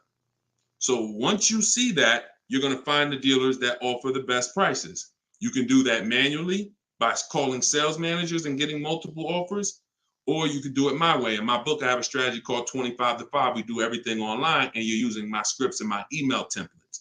So it's hard for me to break that down for y'all because I wrote these email templates. So either way, you get to the goal of at least 5 offers. Once you have the best offer, you're then going to adjust that offer to a high mileage offer with that dealer. You're going to let the dealer know, hey, I'd like to adjust the mileage from 12 to 18,000, please. Hey, I'd like to adjust from 12 to 25. And that's what you do. We've had tons of people that do that. Compared to purchasing, it's thousands. I helped a guy do this 3 years ago, and he was like, man, that changed my life, because he was buying luxury cars, high mileage, BMW. He went from that to an Audi A7 high mileage lease. And when we did the math, he was saving like $15,000. And so it's not a question. Second thing I teach is, it's called 2 cars, 1 payment for you high mileage drivers. You don't want this. Doesn't apply to Uber and Lyft. So let's put it like, if you're in business and you're putting thousands of miles on your car a month for business, different. I'm talking to regular people who like Deshone. I'm in sales. I'm a realtor. I'm always on the road. This is for you. Second strategy is 2 cars, 1 payment. You're going to get 1 car. The first car is the purchase. It could be a new, pre-owned, doesn't matter. And that's going to be your mileage car. You pay that car off 3, 4, 5, 6 years, and then you go lease the second car. Now you got the mileage car, and now you got the second car. That's your nice car. And so you're putting maybe 12,000 a year on your lease, maybe 15,000 on your mileage car, and you're just doing that. You always have 1 payment. You're not having it's a manageable payment at all times, and people love that. There's no right or wrong with those 2 strategies. It's just which one you think is best for you. Both of those you will absolutely love. It's very predictable. You can count your costs. You know what you're paying, and scrap everything else. That is in my book for you high mileage drivers. In case y'all don't know, my new digital book is called Car Shopping for People That Hate Car Shopping. Throw the next question up on the screen, Dolan. Please. It's called 7 Steps to Saving Time, Money, and Avoiding Dealerships, because everything we do, 90% of it is from home, sometimes 100, but we can't do 100 with used cars. And all our deals are made from home. We don't spend more than 30 minutes in car dealerships. We get bids. We make people bid for our business. And you can get your book for 75% off for the next 30 minutes. In my TikTok bio or in my Instagram bio, there's a website. Get your book for 75% off. You won't pay the normal $97 price, $24. And for those of you who are on Facebook and Instagram, I put the link Facebook and YouTube, I'll put the link right here for you guys. and you can get yours. DeshonesBook.com. All right, this one's from Instagram. What if you sell a lease from a Jeep dealership to a BMW? Does that work against you? You cannot sell a lease if you have no third party. Like I sold my Jeep. They didn't have a third party restriction, but Jeep has many leasing companies. They have Chrysler Capital. They have Cal. They have credit unions that do leasing for them. So it depends on when you when you do the equity assessment. I think we started with that. That was the first thing we talked about in the show. So watch the broadcast on YouTube or Facebook if you missed that part. When you do your equity assessment, you're going to ask them, do I have a third party restriction? If you do not, then you can sell to anybody you want. I mean, not a person. You can sell to any of the companies I mentioned. You can sell to another dealership, but you should be getting bids. I would not be selling. See, that sounds like a trade. That's what that sounds like. That sounds like you saw a BMW, you got this old lease, and you're like, hey, I want the BMW, and I'm trying to get that lease back to them. In which case, you're not going to maximize the value of the Jeep at all. All right, go ahead. Shoot the next question up, Dolan. All right, great questions today. We're taking them from all platforms, so keep typing them. What's the best way to sell a used car? Get bids. Equity assessment. If you have a car you are replacing, the equity assessment is how we get the most for the car. It's a bidding process that we created. It was at the beginning of this video. Now, here's what I say. Once you get those offers, if your highest offer is under $10,000, then you should consider selling your car privately. You could probably it's not hard as you think to sell a car on Facebook Marketplace now, and you can probably get $2,000 to $3,000 more selling it privately. But that's only if you have if your car is at a price where most people could pay cash. If you got a $15,000, $20,000 vehicle, most people can't pay cash for that. They need a loan. You got an $8,000, $7,000, max maybe $10,000. You take a shot and you maybe get a couple $1,000 selling it on your own. But anyone else, equity assessment, I'm selling to the people. I'm getting bids. I'm getting 6 bids, and I'm going to sell to the highest offer. All right, great question. Shoot the next one up, Dolan. Oh, hold on. Let me put the emergency link here. Somebody said the link is still saying full price. That means you missed the countdown, but we came up with something for the people that missed the countdown. Let me know if you guys can see this. It's an emergency link. I'm going to type emergency because we were seeing that people will go to the page, the countdown starts, then they come back to the show and they're asking questions. And once the countdown hits 0, it's back up to $97. So try that emergency link and let me know if you can get it that way. I just put it on Facebook. Go ahead. Okay, this one's from TikTok. Reliability of Mercedes these days. Thinking about buying a 2021 A35. So you want to find out what the reliability of that particular car is. This is an extremely important step. When I worked for Mercedes, we had a Range Rover dealer next door. When I had my leasing company, new car brokerage rather, Range Rovers were in the shop all the time. People would tell me about them all the time. Now, that could be particular years. Same thing with Maseratis. Could be particular years. But if you do what I'm about to tell you to do, you have a good shot of avoiding this. See, this happens when you start asking people their opinion on cars. Can y'all keep tapping the screen, running the lights up? I see y'all running them up. The more y'all tap the screen, the more attention TikTok brings to the broadcast, the more people we get a chance to reach with this information. So I appreciate y'all running them up. When you are asking people, and I'm gonna tell you to never ask a person their opinion on a car, not even me. I don't care who they are. A mechanic, doesn't matter. And I'm going to tell you why. First of all, millions of cars are sold per year. Opinions are subjective. And there's not enough, no one person could tell you if a car is good or not. They just can't. Maybe theirs is okay. Maybe theirs is not. But most people are fine with it. So what we do is, this takes 5 minutes to do, and it'll protect you. This is in step 4 of my process called shopping, not buying. We're deciding what we want. We need to eliminate bad cars. I don't care if you're like, man, I remember years ago, people were like, there was this one person like, Deshone, I was looking at the Kia Telluride and I looked and this particular year had electrical issues. That's kind of sending me some red flags.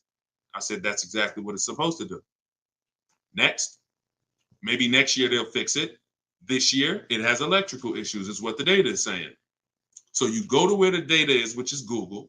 You type in the year, make, model, 2021, same thing you just typed in, 2021 A35 AMG, initial quality. Now, if you're buying a used one, you don't have to type in initial quality because initial quality tells what initial quality is, y'all, is what people are saying, what the data says in the first 90 days the vehicle was in the country. The first 90 days, what are people saying? What is the data showing? That's initial quality. Reliability is first 3 years. So you can check with if you're buying a pre-owned one, I check reliability for sure because that's going to tell you the first 3 years. Google that, and then you're going to just scan those first couple articles. That's all you're going to do. Look for anything that has a red flag. Reliability score 7 out of 10. That's a little questionable. Reliability score 6 out of 10. That's questionable. So when you scan those articles, you're going to see, you don't have to read them all. You're looking for anything that stands out. Red flags, owner's report, engine misfires and cars in the shop. Right? These are things that you're looking for, things that are like, oh, red flag. And now if you're buying a used car, you're going to look, after you do reliability, you're going to replace that with longevity. Longevity is going to tell you what these cars are expected to do in the long run. Transmission issues, how long they're going to last on average. That's how you find out if a car is good or not. Stop asking people. You can do what you want. You're a grown adult. I would recommend you stop asking people their opinion on cars because it does not matter. Their opinion is not going to matter when your car is in the shop and you're like, hey, but don't get it. John told me the car was good. He said he loved his. No one's coming to your defense. Go where the data is. All right, everybody clear? Type clear if you're clear on that. That's a 5-minute process that will save you thousands of dollars in headaches. No daggone reason to go out and save thousands of dollars on a car, get a ridiculous deal, and that car's in the shop 3 times a year. It negates the whole deal, right? All right, perfect. Shoot the next one up. All right, this one's from Instagram. I want to buy my mother's lease because she has good equity in the car. How can I do it before she turns it in? Well, first of all, make her aware, and you have to do the equity assessment process because you have to see if she has a third-party restriction. If she doesn't, and make sure you run the market value. If you did, and you're like, hey, it's a good price, then you can certainly write up, she can call a leasing company, and she should be able to sell to you. You just have to find out what that process is going to look like. If they may, I don't know if they're going to require her to sell to a company because essentially they want to prevent, like the customer has a payoff. It's for you. So her payoff is for her. The customer, there's 2 payoffs for a lease, a dealer payoff and a customer payoff. That means the dealer can buy it for this. Any dealer, someone that has a dealer license can buy it for this, or the customer. It's not an individual. So that means she's going to have to buy the car and then sell it to you, which is fine. And, that's the process. That's the only way you're going to get you. But if she has a third-party restriction, then she cannot sell it to you. She's going to need to get bids and, make sure she gets her equity. All right. And now, look, if she has a third-party restriction, she can still buy it herself and sell it to you. That makes sense? So call the bank, get the payoff, find out if she has a third-party restriction. And it sounds like either way, she would have to buy it and sell it to you. And if she's okay with that, then it should be very simple. Okay, shoot the next one. Great question. Great question. This is another one from Instagram. I'm getting emails that started at my 3-year lease anniversary on a 4-year lease. Well, first of all, never do a 4-year lease again. You're paying too. Why don't we do 4-year leases? Because leasing is a value play. Leasing, there's two goals. Somebody DM me right before we came on and said, leasing though, leasing is not good because you're not paying into equity. Thanks though. Said it like, confidently ignorant. And when I said to him, the goal of leasing is not to build equity. Equity is a bonus. We don't bank on it, don't count on it. That's not why we lease. We lease to avoid the natural depreciation. Always think of this. Value goes down like this. When you lease, you're going to pay this much. So if I would have bought and lost this much value in depreciation, I get a great lease, I pay this much. I get an incredible lease, a steal. Every now and then we get a steal, less than 1%. I pay this much. So my natural depreciation would have been here. And the beautiful thing about leasing is it's the head. So if the value stays up, I can sell it and I'll make more money at the end. So if I do happen to have a lease that holds its value, which is very rare in cars, not something to bank on, not something to count on. But if it does happen, I'm going to sell the car at the end and make the equity myself. So, and the second goal of a lease is to drive new cars for pennies on the dollar compared to purchasing. The goal is not to build equity. So, wait, what was that question? What was that question, Dolan? Because I know me going into that answer was based on that question. If it's going, then that's fine. Just shoot up the next one. But sometimes, if you've been on a broadcast with me, I go deep with the answers, and then I'll forget the question. All right, this is another one from TikTok. What's a good mileage to buy a used car? Okay, so when we're searching for used cars, it's a great question. What is good mileage to buy on a used car? Okay, so the goal is to get the best car you can get for your budget. So therefore, when I'm searching for my cars, if I know that my initial goal may be 20,000 and then my max goal is 28,000, in a few weeks, I will be releasing something I created called the Perfect Budget Calculator. It's in my book. So it's in step 3 of my book where we're budgeting. I can't release it now because without you knowing how to use it, it's just going to be sloppy. We need to roll that out the right way. But if I know that my initial strike price is 20,000 and then my max budget is 28,300, then what I'm going to do is I'm going to see, can I find a quality vehicle in that initial price? And if I can't, in that initial price, here's what it looks like. Short loan, no down payment, not using any of my equity. That's what it looks like. Next goal might be 6-year loan, but no down payment, no equity, and then we move on. And our max price is always going to be the longest loan we could take with any down payment. So as long as I know where all my goals are, I'm moving up accordingly, and I'm seeing, can I get a nice used car in this budget? And I'm usually starting out to look for about 10 or 12,000 miles per year driven. Look for about 10 or 12,000 miles a year driven, and then you go from there, and then you move up accordingly. And the way you move up, you either can go back a year, or you can go up in mileage to 15,000 a year average. So start wide. We'll start with a 100-mile radius usually, and then we'll look for the newest vehicle we can get with 10 or 12,000 miles per year. And then if I don't see enough options, then I'll either go to 15,000 miles average driven per year and go back 1 year to slowly expand my options. That's typically how we're going to do it. That's typically how we're going to do it.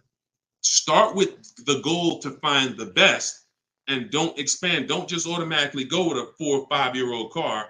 Expand slowly. Sometimes I'll go to a 200-mile radius if I can't find the color I want, but I see that there's cars out here, but none of them are the color I want. That tells me the market is out here and I could find it, but I got to expand my options. I don't need to go older. If I see cars in the low range where I want them to be, but I don't see exactly what I want, I'll expand the options. But if I don't see enough choices at all, then I'm going to go back a year and I'm going to go up in mileage a little bit to see if I can expand my options. Okay. All right, go ahead. Shoot the next one. Wait, hold on. Hold that question right there. Don't take it down, Dolan. It's from Instagram. Somebody said going to buy and I got to make sure I know I'm getting Facebook manually now. I got you next, Ashley. Going to buy a 2014 SRX now, 124,000. I hope you're paying cash, and I hope that you've done, you know, some of the steps to make sure it has a good title, great service records, great accident history. All right, go ahead. All right, so this one's from Instagram. Is it normal for a dealership to want 2,000 down for a 10K car? We don't. What's normal is for dealerships to do deals that are in their best interest and secondary for you. If you're dealing with the 80%, the 80%, it's normal for them to do weird stuff. It's normal for them to overcharge people. It's normal for them to do this. So you have no shopping process and you're at the mercy of one dealer. You're tied into one car, and it sounds like you are invested in that car and you have no leverage because you have given them the signs that I want that car, not that, hey, I have multiple options. I'm looking at multiple options. I've seen 7 of that car, and I can, you know, it's just the way you shop is creating that result, and I don't know how to help you out. Listen, I'll give you an example, and then we'll go to Ashley's question. Some people will call back. This is back when I first got out of the business and I started teaching. I had a few people who would call me back then. They know now that I teach. I don't, you know, I don't have time for calls, and I don't do DMs. It's just literally I make the information available. The people who want it are going to get it. But they would call me, Deshone, I'm in this dealership right now. You know, I'm trying to get them down on this price. What should I do? I said, walk out. Yeah, but, you know, is there any way I can get them down? Do you want my advice, or you want to do what you want to do? Nah, man, I'm trying to get the best price. Okay, walk out. Because you're never going to get the best price in the dealership. And even if you think you did, you're never going to have what do we want? If anybody knows, it begins with a P. It's the most important thing. It's the guaranteeing that I paid less than everyone else. It's called price assurance. You can never have that until you start comparison shopping. You will always have a hint of buyer's remorse. If I ask you, here's the key. Did you think you got a good price on that car? Oh, yeah, I think all right. I think I did all right. Are you willing to bet $500 that you couldn't have got that car or a car like it for less money? Nah, man, I don't want to take that bet. Right. So when you look at people like this, look, when you look at people like, look, Vincent, he gets his pre-owned Lincoln. He said, bottom line, purchased a 3-year-old Lincoln Corsair, premium trim level, less than 45,000 miles, clean Carfax inspection. Look, he said, my goal was to target a discount of 30 to 35% off MSRP. That's the true value percentage. Y'all will hear me say something like that. You can't buy a used car without knowing what it cost originally, because you truly don't know how much you save. He said, I found a deal for off of 43% off of MSRP at a dealership that delivered the car from one state away. Short conversation with their finance manager, all done on my terms. If I asked him, you willing to bet me 500 you couldn't have found a car like that for less? Yeah, I'll take the bet. Because he's shopping multiple offers, shopping the whole market, and he's not pulling the trigger until he knows this was the lowest price in the market.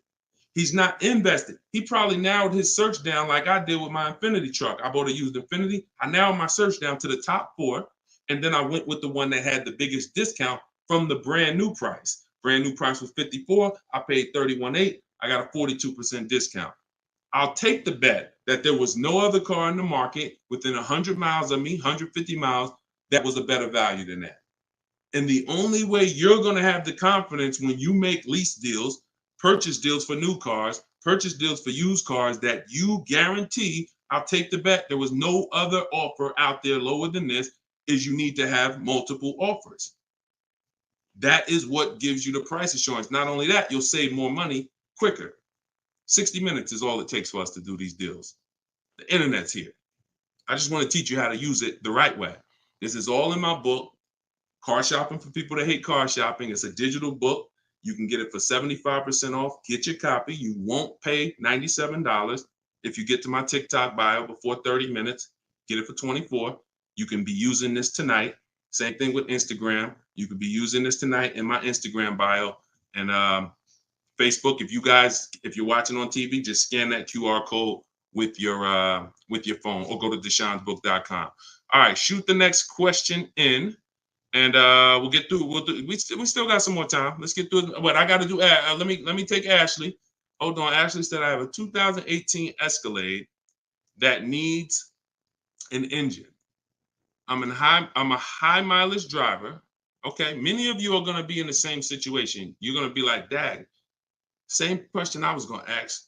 So a lot of you in the same situation.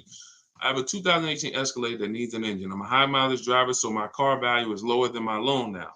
I need a new car. What do you suggest to trade in or lease? It's a 2018 Escalade. You don't need a new car. You need an engine.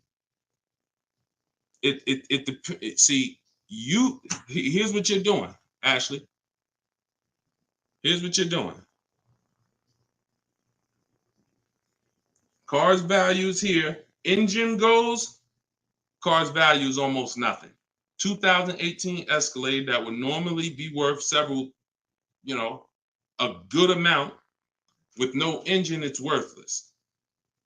So the worst financial decision would be to get rid of the car in that position. I mentioned my dad. He bought a GMC Envoy. It was pre-owned, 3 years pre-owned when he bought it. Engine went out maybe 3 years later. He got a mechanic. He got his mechanic, local mechanic, reputable mechanic, got him a used engine, put that engine in there about 5 years ago. Maybe 6 years ago. He's been driving it ever since. See, because we're not comparing the cost of replacing when you are doing this. If you're willing to take the hit, which is going to be a 5-figure hit, to get out of that car, an Escalade engine with an easily replaceable item that would keep that, and you have a loan, you can do whatever you want to do. But the best thing for you to do is to find a local mechanic, a reputable mechanic, ask around, ask on social media, who's the shop that everyone knows. All of you who have a car, if you have a car that doesn't have a warranty, a local mechanic is a must. A local shop that you build a relationship with that everyone knows is a must. And I would be trying to get a used engine to get in my Escalade and keep my Escalade.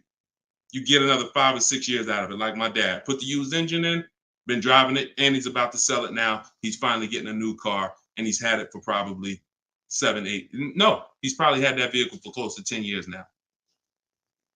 That's big money that he saved versus, engine went, fixable problem. I'm going to just go get a new car, and I'm going to get rid of this one while it's worthless, and I still got a loan. I'll take a $10,000, $15,000 loss on it. I can't recommend you do that. All right? No problem, Ashley. Go ahead. And that's all we need is a little guidance from somebody who's more experienced. All right, perfect. I needed to hear that. Let me do that. 5, 6 years from now, she'll be like, you know what? I put that engine in, paid the truck off, drove, I got another 5 years out of it. There we go. You won. All right, go ahead. Shoot the next one up, Dolan. Great questions today. Great questions. This one's TikTok. What is considered short-term in leasing? 3 years. 3 years. Every now and then, when we reach out to a dealership, like in my book, I have templates. We're always reaching out, and I want to go over what you're going to need to give a dealership to even get a quote. The things that you need is you're not realizing it's hard for you to shop online. One, because there's trained people who are trained to get you in the dealership or make it hard for you to shop online. But two, you're not giving them the information they need to actually compete for your business. So when you reach out, we always reach out for a 3-year lease, 39 months as well. We let them know by email. We're open to 39 months. And we shop our leases with 12,000 miles. First payment due at signing only, taxes and fees in the payment. And if they have a great 2-year program, they'll tell you because they know their program. So if they say, man, you know what? Nissan just put out a great 2-year lease program. They know a great lease program. And they'll say, hey, you open to it? But other than that, we don't explore it. We don't go and ask them for 2-year lease because 99 times out of 100, they're overpriced we're not going to get good value out of them. So it's going to be 3 years or 39 months. We don't do really longer than that. 42 months, no, that's 3.5 years. 4 years, no, because one of the benefits of leasing is the short-term ability to switch, always having a new car, and once we're in the car for 3.5 years, it's like we're getting to the point where we've eliminated some of the benefits and we're paying too much for a car that we're going to be giving back. So 3 years is what we do. And if you cannot find a car for 3 years, if you tell me, Deshone, I need a car for 1 year, then you should be buying a very inexpensive used car, $5 grand, $7 grand, $8 grand, 10 grand maybe, because any other car that you buy and expect to trade it in 2 years or a year, it's not going to happen. That's the depreciation curve. You're buying it here, Deshone, I need to keep it until here. Okay, that's your loss right there, though.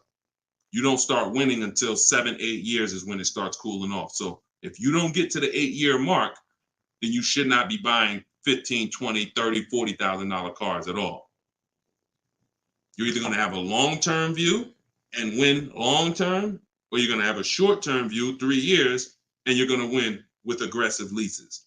Anything in between besides that, like I said, those, we call them smart cars, saving money at the right time. I'll get in, little bit of money, $5 grand, $7 grand, I could swap out of that, no problem. But going in and buying these $15,000, $20,000 cars, you can't beat depreciation. It's going to be you. And now you're trained to see it. Before you're like, why am I losing? It's because you don't see the unseen expense, which is depreciation. That's what's killing you short-term buyers. All right, go ahead, shoot it up, Dolan. Great question. Let me see Facebook, because we're doing Facebook manually. See, Billy said, had to transfer some money. Could you put up the emergency link again, please, before you go? Yes, absolutely. Yes, here is the emergency link. I'm putting it on Facebook. For those of you who missed the 75% off for your book, I'm putting the emergency link here. Dang, now it's not coming up. Hold on. And let me make sure. All right, there you go. It's up. Okay, this one's from Facebook as well. Oh, all right, we finally got, Dolan was able to get some questions from Facebook. All right, what will be a good interest rate on a 2024 GMC 1500? There's no way. That's a lot. All right, this is a good question. What will be a good interest rate on a 2024 GMC 1500, 700 plus score? The same way we don't know how much we're going to save off that vehicle, we don't know what the lowest in the market is. We don't know what the lowest offer in the market is. We get bids to see. And there's 3 steps in what I call the bank bidding war. First thing you're going to do is see, does GMC have any special interest rates? Whenever you're looking for a car, there's 3 steps in this bank bidding war where we have multiple banks and credit unions fight it out for our interest rate, for our loan, because there's a lot of money in loans. If you're buying that's about a $70,000, $80,000 truck, depending on how much you finance, literally 1 point on the interest rate might be $200 to $2,500. 1 point. So if you're not taking shopping for your loan as serious as you're taking shopping for the price of the car, you're going to lose thousands of dollars. So we bid. Now, if you check and you see GMC is running 0.99, there's no reason to shop anywhere else. No one's going to beat that. That's like a finance rebate. That's always the first thing we do. Check, is there any special interest rates on the car? Certified pre-owned car, any special interest rates? If we see that, that eliminates the need to get bids. Now, we don't always buy certified pre-owned cars, because if they're not priced competitively, we're not overpaying to get a certified pre-owned car. So sometimes you'll see $3,000, $4,000, $5,000 more for the certified pre-owned. No, we'll buy a quality car that's not certified pre-owned and be in a better financial situation. But once you find your best offer and you get your bids on that truck, whoever wins the bid, we get at least 5 offers. In my book, I call this the 25 to 5 strategy. We connect with 25 dealers online. It takes us about 20 minutes. And within 48 hours, we're going to have at least 5 to 7 offers. Once we identify where the best offer is from, that is the person we're going to get the purchase order from, buyer's order that has all the numbers written up, and we are going to call our bank, our credit union, or go online, and we're going to start letting people access our credit. It's never before. No one is ever touching our credit before we have found the vehicle we're buying. There's no hard pulls ever before we have found the vehicle we're buying. You don't need hard pulls to get offers. You don't need hard pulls to get quotes. Deshone, they told me I did. They lied to you. You don't need them to get quotes. And if you do what I'm telling you to do, you will expose. Oh, look, you gotta understand that you need to unlearn anything that is not what I'm saying. Test my stuff until it doesn't work. That's what you do. I'm telling you that you bring me your goal and then you test what I'm telling you until it doesn't work. Don't add to what I'm telling you. Don't make up your own. All right, I'm gonna just freestyle this part here. Don't do that. Take what I'm telling you, use it, and then you'll see the difference. But you can't mix what I'm telling you with the old way that you used to buy. It's not gonna work. You have to do all of what I'm saying because I have this thing to a process. It's like McDonald's. You can't go in and just say, "Oh well, I know I'm supposed to take the fries out when the thing starts beeping, but I think the people might like the fries a little less well done. I'm gonna take them out early." You can't. Don't take the fry when you hear the beep. That's what it is. So this is how you do the bank bidding war. You're going to find your car, come home. You're going to get multiple offers because the credit bureaus allow you many days to let people bid for your credit as long as it is within a certain window of time. Experience says 14 to 45 days. If they look and see, oh, you were rate shopping, then that's going to have the same effect on your credit as one hard pull. So if one hard pull would have dropped your credit 9 points, 30 hard pulls will drop your credit the same hard points when you come out of the rate window. So once you get all those bids from home, your bank, your credit union, online, go online, car loans online, Lightstream, all these people. And then whoever wins that bid, you now call the dealership. Hey, I got this rate from my, whatever, ABC Credit Union, ABC Bank. And you see if the dealer banks can beat that because the dealership has another 9 or 15 banks. And you want to have them calling and saying, okay, all right, let me see if I can beat this. And they're going to call you and do one or two things. And this is going to give you what we do, what we need before we buy. It's the only thing we are looking for when we buy anything, price assurance. They're either going to tell you, hey, look, I got bad news, but it's good news. All right, what? Listen, none of my banks can beat that rate. So, thanks for the opportunity, but, you got a great rate. So we'll get the car ready for you. And, you just let us know what you need. Right, perfect. In which case, price assurance. Are you willing to bet $500 you couldn't have got a lower interest rate? Absolutely. Yeah, I'll take that bet because I got bids. Or they're going to call you and say, listen, great news. Look, you had a good rate, but I got a bank that's going to beat it. They're going to beat it by half a point. They're going to beat it by a point, whatever. If they beat it by half a point, they just saved you another $500. Depending on the loan, could be more. So that's the bidding war. And that's how you don't ask, how much can I save off this vehicle? How much is a good interest rate? You get bids and you let the bids reveal what the bottom of the market is. Everybody clear on that? If you're getting value and you're clear on that, type $signs if everybody's clear. Everybody clear? Type $signs if you're clear. Thank you. Absolutely, Wanderson. I'm glad. Got it. Thanks. All right. Perfect. Sam, got you. All right. Billy D, I see you. Perfect. All right. Perfect. Kenneth, I see you. Wonderful. So this is what it's about, y'all. Listen, we are very committed to those who are committed to their money. If you are committed to your money, you're going to love what we do. You're going to love using these strategies.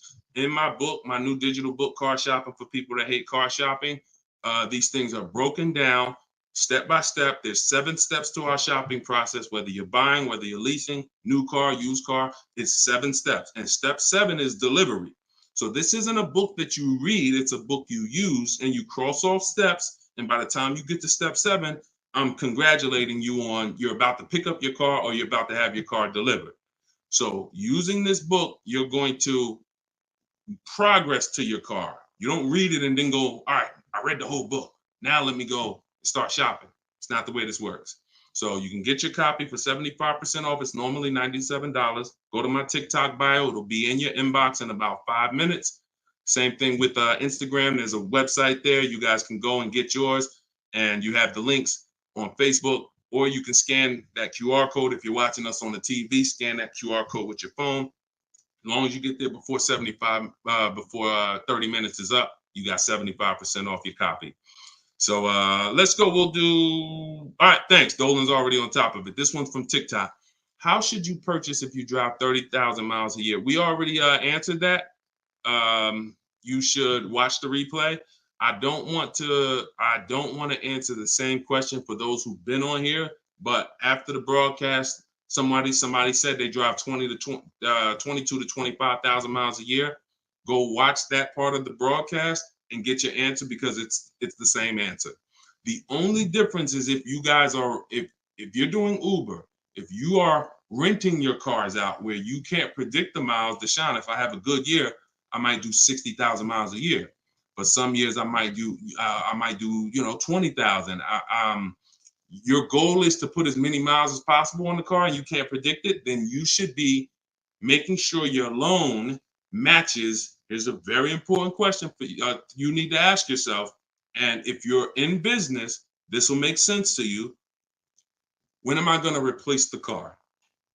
If you say to yourself, I'm going to replace the car in 4 years, then you should not have a loan longer than that. Because what many of you are doing, you Uber drivers and you people who are renting your cars, you're taking normal loans, 5 and 6 and 7 year loans, and God forbid you take a 7-year loan. No one should be taking a 7-year loan. You are replacing your car while you still have lots of loan left, and you're putting hundreds of thousands of miles on your car, so you always have negative equity. What you're doing is you're taking a little bit more profit per month, like maybe $200 more per month or $250 more per month, but you're pushing all your losses to the back. So when you're ready to replace the car, you come in and you got a $15,000 balance, and you have to transfer that, and you got to eat that. That's pushing what you do is take a shorter loan, 4-year loan. Yeah, your payment might be $250 more per month. That's all right. It's a business move. You're writing this off, and then you can, after 4 years, you say, okay, it's time to replace this car, and it's paid off. So instead of you having a big balance, you have a car that is probably still worth $3,000, $4,000. And that's how you structure this in a way where you win. I want to win while I'm driving, and I want to win later when I go to replace the vehicle.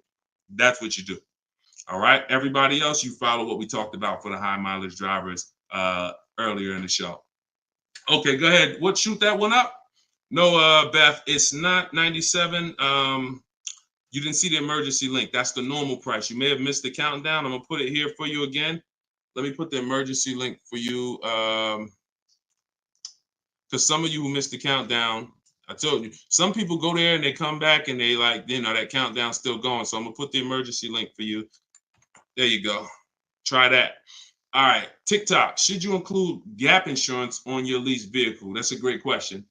We always request that gap is included. Now, most leases include gap, but you don't want to assume this. Do not assume that the lease includes gap. Don't do it, because some leases, like Mazda used to always include gap. I know 3-4 years ago when the pandemic started, they took gap out, and so it becomes problematic when you make a deal for X amount per month, and then you go in to sign your paperwork, and they're like, hey, do you want to buy gap insurance? And you're like, wait, thought it was included. So in our template, I have an email template, because everything we do with new cars and leases is email. We always in that template is please include gap insurance. If you're getting quotes manually, you always need to make sure gap insurance is included. Don't make, and they're going to, most people are going to say, yeah, gap insurance is included. But for the rare cases where it's not, you don't want to be surprised. So always. All right. Well, we just hit an hour. We try to keep these to an hour. And great. This is a great call, a great show. A lot of great questions. You know, we can stay on all day, but certainly we want to keep these live streams coming. Whenever you see them, jump on. We get all types of questions. So even if you're watching a rebroadcast, you're going to find that you can get your questions answered in a lot of cases because many of you are in the same situation. So we'll keep these going. For those of you who had the book, use it. Please write me as soon as you get the book, do not DM me because I don't see DMs. We have thousands of, we just hit 2 million followers. So we're getting hundreds of DMs across all these platforms. As soon as you get your book, you get a support email because sometimes the book, you type something wrong in the email and it doesn't come. And I want you to reach out to support and they'll make sure they check and get you your book. But other than that, it's no reason why you won't get it. We've been able to put this in a lot of people's hands. Thank you for all the gifts and email me with your deals. When you pick up your car, the difference with using these strategies is you're no longer going to be just excited about the car, but ashamed of the deal. What I mean is ashamed of the deal. You'll see tons of people, and you may have been in a situation where, hey, got a new car. Let's not talk about what we paid for it because you're not that proud. You're not that confident. When you do this, you'll be sending me, Deshone, look at this lease. Just pick this up, 1.2%. Hey, Deshone, look at this new car I just purchased. Lowest, it was out of 7 offers I got. This deal will beat them all. Look how much I saved. Boom. Deshone, look at this used car. I got, X% off true value percentage. This is how you're going to talk. And it's empowering. And this is what you deserve. So for those of you who have the book, please email me when you get your copies. When you get your cars, and I look forward to reading your success stories and congratulating you. So we'll see you on the next broadcast. And those of you who want to watch the replay, it'll be up on YouTube or it'll be up on Facebook. Check it out, and I'll see y'all next time. God bless. And then if you are shopping for a car now or in the next 12 months, I want you to type me in the comments. All right, so we know who we're talking to. And Instagram. All right, Instagram. I see Instagram log this out again because I switched from the screen. We're just getting used to this. But as you come in, if you are shopping for a car now or in the next 12 months, just type me. And I want to know because I want to talk specifically to y'all. If you're shopping for a car, after that, that's fine. But I want to talk specifically to the people who are shopping now. Now, after you let us know if you're shopping, I want you to check in. Where we at? Where are we at today? Let me know where you are in the country. I like to do a roll call, check in. Where are we at in the country? Good to see you, Calvin. Good to see you, Catrella. Good to see you, Charlicia. Steeler Nation, St. Louis in the building. I see you. Okay. Hold on. Let me go here. TikTok. All right. Where y'all at? Let's. Okay. I see Dallas, Texas. I see Tampa. Hold on. I'm trying to see every Chicago, Illinois, VA Beach, Utica. I see you. Check in. Where we at today? Where we at this afternoon, evening, morning? Come on in. All right, we got the whole country on here. And we got the whole country on here. All right, I want to welcome y'all to Car Q&A with me, Deshone the Auto Advisor. As you come in, if you could spend a minute or two with us, 5, 10 minutes, an hour, you're going to get a lot of value out of it. We're getting ready to do some rapid fire Q&A. And we're going to be answering all types of questions about car shopping and what you need to know to make sure you're saving thousands on your next car and every car you get after that. So as you come in, if you're not subscribed, if you're not following, you will benefit from hitting that follow button. You will benefit from hitting the subscribe button because we're going to be doing this live show pretty regularly to make sure that you guys have access to all the information. So before we get into Q&A, I want to give people time to come in. I also want to finish up the housekeeping. My new digital book, Car Shopping for People That Hate Car Shopping, is now officially released. We are doing a 75% off sale. It's normally $97. It's a digital book. It has links to videos. It has links to my scripts. There's no guesswork in this, y'all. I want to give y'all a process that y'all can use for the rest of your life without having to worry about, I want y'all to be able to guarantee your success. So if you're on Instagram, you can go to the Instagram bio. You won't leave the broadcast. Get your 75% off because it's only available for a few minutes at 75% off. TikTok bio, and then Facebook and Instagram. Y'all can go to deshonsbook.com, or you can scan the QR code. So let's go. Let's get your questions going. I want y'all to enjoy using that book. Get your 75% off and enjoy not reading it, enjoy using it. All right.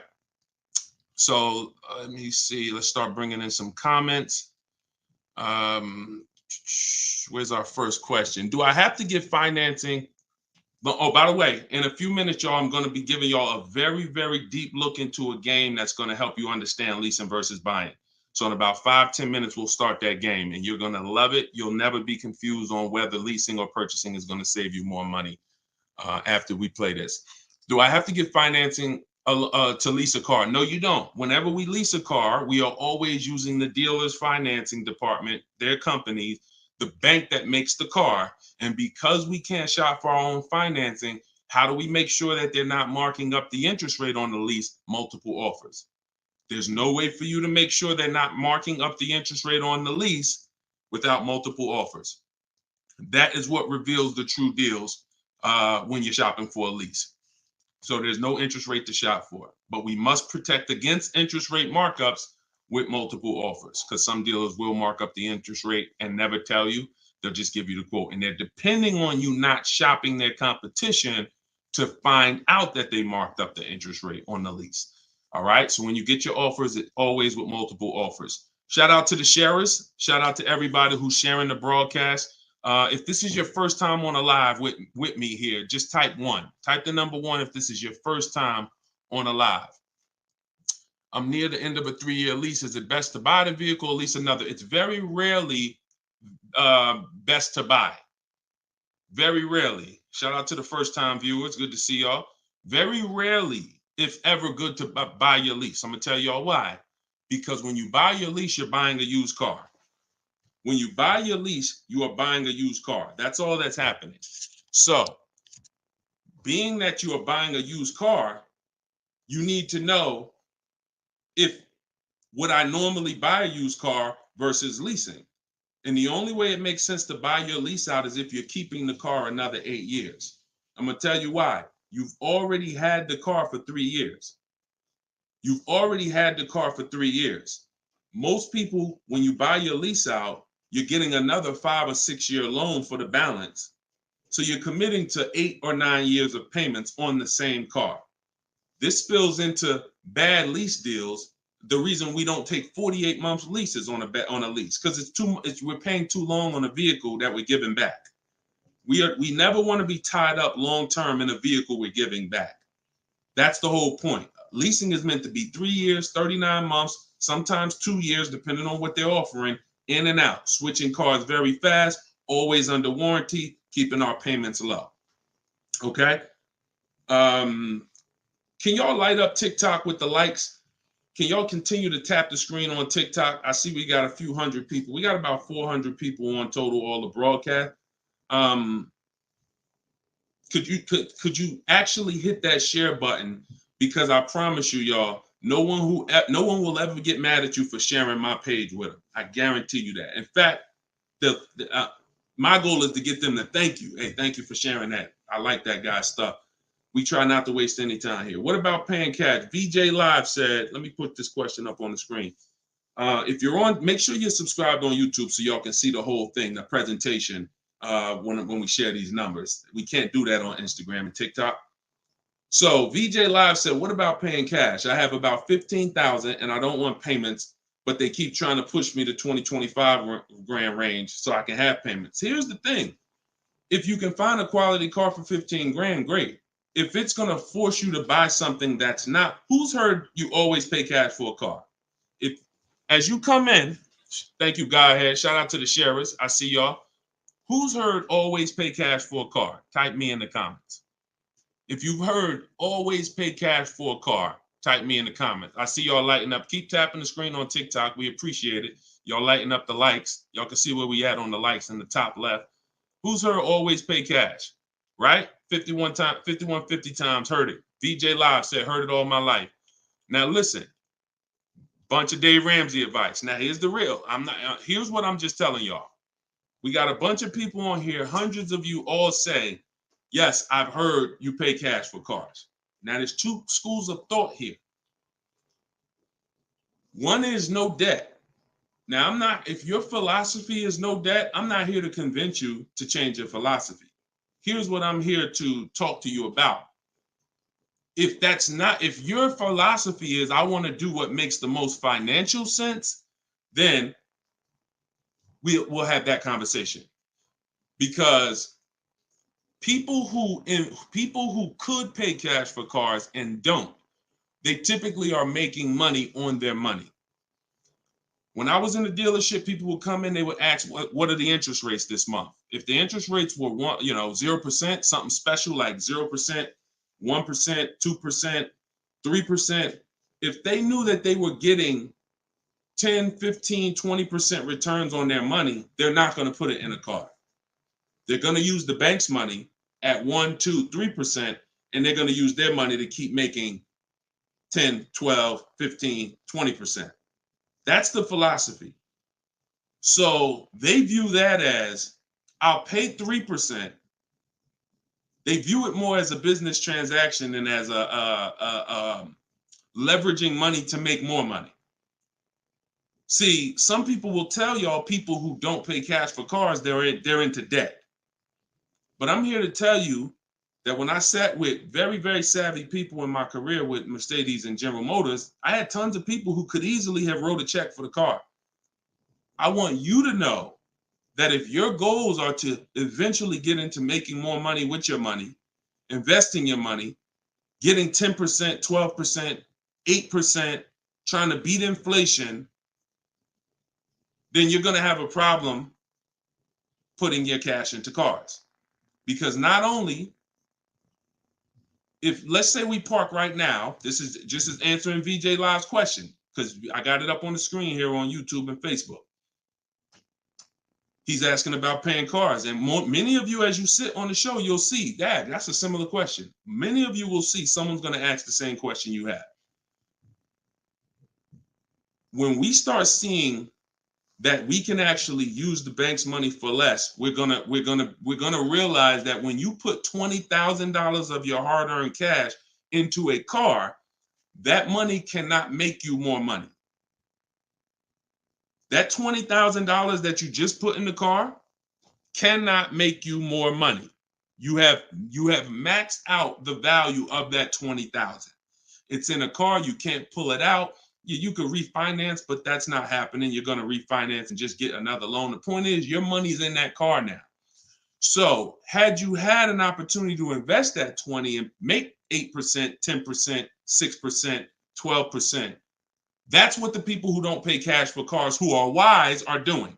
I'm not telling you there's a difference. Look, I talk a lot about budgeting. I talk a lot about affordability. All through my book, I have systems and boundaries. The rule of 72 and the 10th birthday, how long of a loan you take, how much, when should the car be paid off? That's all in my book. You can get it 75% off, or you can watch my videos. I'm going to always teach it. But if you want it all in one place right here, get the book, 75% off. It's in my TikTok or Instagram bio. But that's what we got to know. We got to know if we're going to use leverage and use the bank's money, there are extremes of leverage. There is over leverage. And we cannot be over leveraged. That means we're taking a loan that's too much, too long, we just want to borrow to try to afford a car. And you see this a lot with older cars, people buying luxury cars that they really can't afford because, brand new, the car is 80 grand. But if they get a 10-year-old one and they get a 5-year loan, now they're in a 2013 AMG Mercedes with 90,000 miles on it. So that's the opposite extreme. Using leverage and loans to buy things we can't afford. But then the other opposite extreme is paying cash when we don't have to. finding that balance between getting the car we want, getting the best car we can afford, because you said, hey, I'm trying to find a car for 15 grand. I can't find it. They want me to spend 20, 25. Well, the name of the game is you better learn how to find if there's any cars out there for 15, you better learn how to find them. And you look everywhere, you look over all the marketplaces. And before you raise your budget up to 2025, we have something we do called the perfect budget. You got to go to 17 first. You don't go from 15 to 2025. You go from 15 to 17. See if I can find anything good for 17. Oh, I can't. All right, now I go to 19. And I have this calculator that's going to help you guys inside the book. It's called the Perfect Budget Calculator. You put in the money you have, you put in what you want your payment to be. It's going to tell you how much car you can buy. You put in your state, so we could have. How many times y'all walk in, right? And you're like, man, I want to spend 25 grand on a car, but you forgot to factor in taxes and the fees. How many times does that happen? Type ouch if you've ever dealt with that. Let's be willing to be honest. You had a budget in your mind. This is what I want my monthly payment to be. This is what I want to spend on the car. Next thing you know, you're a little over that budget, or sometimes a lot over that budget, and you're leaving like, I see, all right, I see you, 919 Mike. Thank you. I see you, Mika Larkin.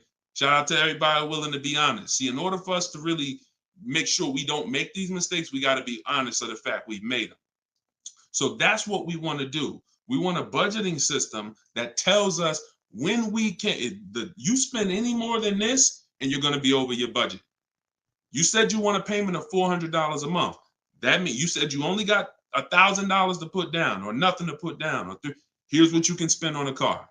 And when you use this perfect budget calculator, you're going to never go over budget. Because honestly, y'all, we don't want to be anywhere near our top of our budget. We want to be shopping under our budget. That's where I want y'all, under your budget.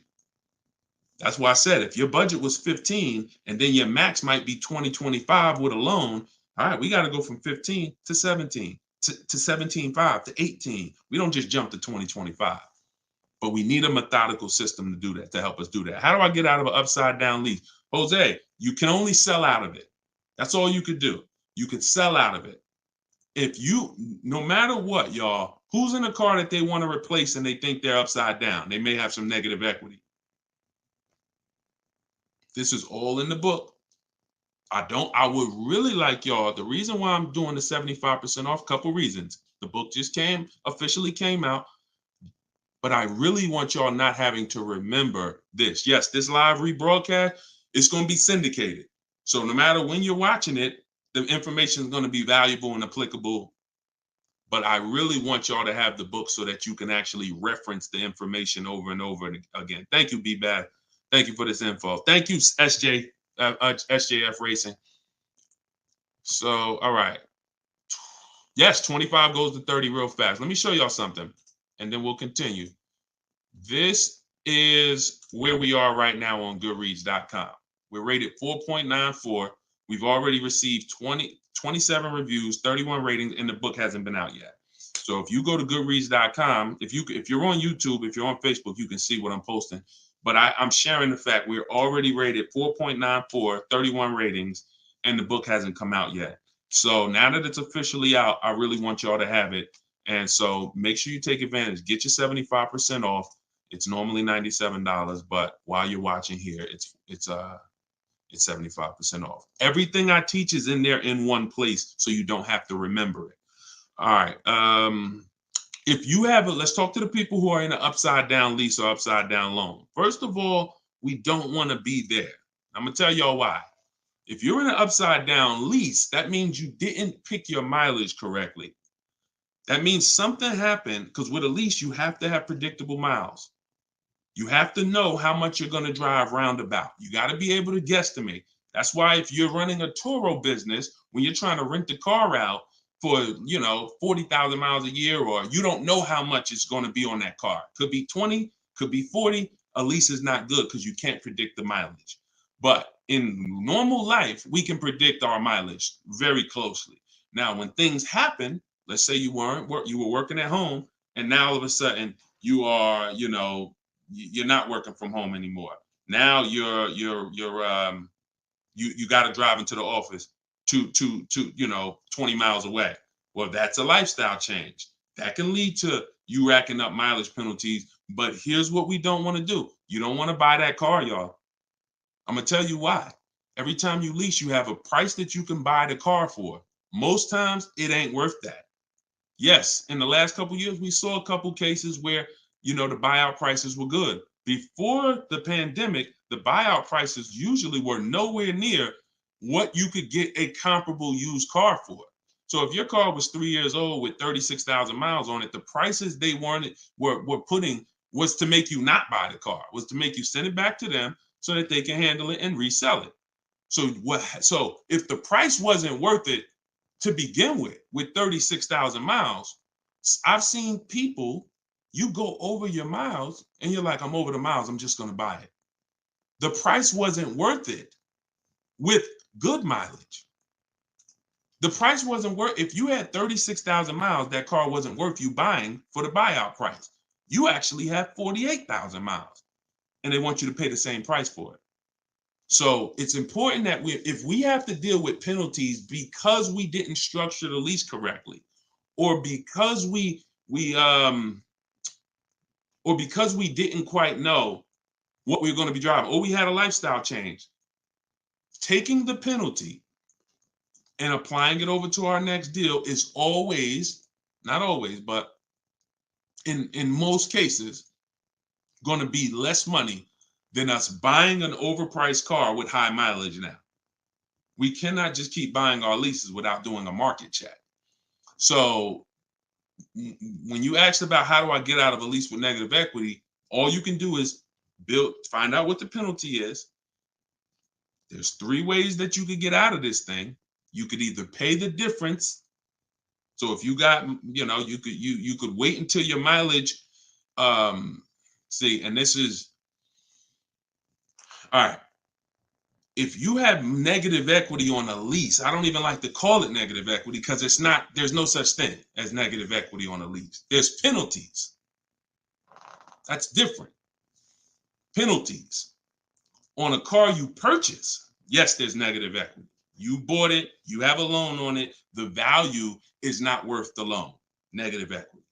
With a lease, we have penalties, over mileage penalties. And now some people say, well, I'm going to go over mileage. I'm going to get out of the lease 3 months early. But you don't realize if you get out of the lease early, what do you still have remaining? Payments. Three months of payments, 6 months. Who's ever had a dealer say, hey, don't worry about the payments. We'll take care of the old payments. Who's ever heard that? Type me if you've ever had a dealer say to you, don't worry about the old payments. We'll take care of the old payments. Okay, lots of you. The problem with that is the payments don't disappear. They always get rolled over to the next lease. They always get rolled over to your next deal. So what I want y'all to start doing is I want y'all to see that. The money is not hitting. When you have negative equity, 5,000, you got this baggage from your old car, it does not go away. It gets either transferred or you can pay off the difference. So the key is to stay out of negative equity, to stay out of penalties, because yes, once you have them, they have to be accounted for. We got to find our great deal, and then we got to bring our penalties over on top of the great deal. That's all we can do. Now, you better try to see what your car is worth selling it, because you said you're over miles. You call your leasing company, you get your payoff, you find out what your cash offers are. Go to Vroom. Vroom's out of business. Sorry, CarMax, Driveway, Carvana, AutoNation, and Kelly's Blue Book Instant Cash Offer. You can go to Car Guru, Sell My Car Too. These are all people that give you cash for your car. That's what your car is really worth, what those companies will pay. Whoever's the highest bidder, we take that. See, what I'm teaching y'all, and some of you are going to get it immediately right here, right now. Some of you, it's going to take a while to get the fact that your money comes when your savings come when you start learning to make people bid instead of getting one offer. You get the most money when you start learning to make people bid. And so what you have to do is get multiple offers, find out what your car is worth.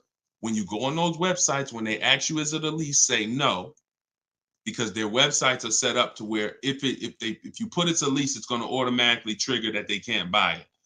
but they can buy it.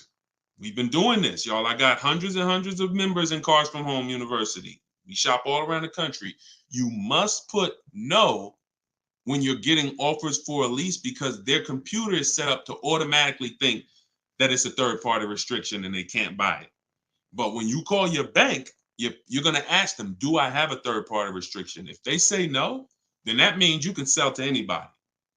But again, the way these companies are set up, they saw us making all this money on these cars, and the bank said, no, we got to do these third-party restrictions. And there was so many people going to those websites saying, oh, I'm about to sell my lease. And then they would get there, or they would talk to them and they would say, no, we can't buy it because it's a third-party restriction. So they just made their website default to we don't buy leases, but we do know if you don't have a third-party restriction, they can buy your lease. And it's very important for you to know that. And if you do have a third-party restriction, it doesn't limit the fact you can sell and make money.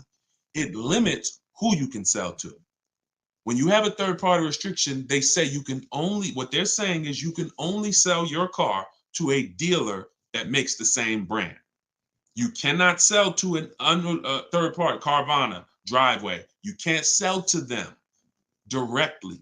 You can only sell to a dealer. So what does that mean? I see y'all lighting up the likes on TikTok. Can y'all keep tapping the screen? Let's keep those likes going up. I see it. I appreciate it. And thank you to everybody sharing. So when you are I just got off my point, but I know it was about selling.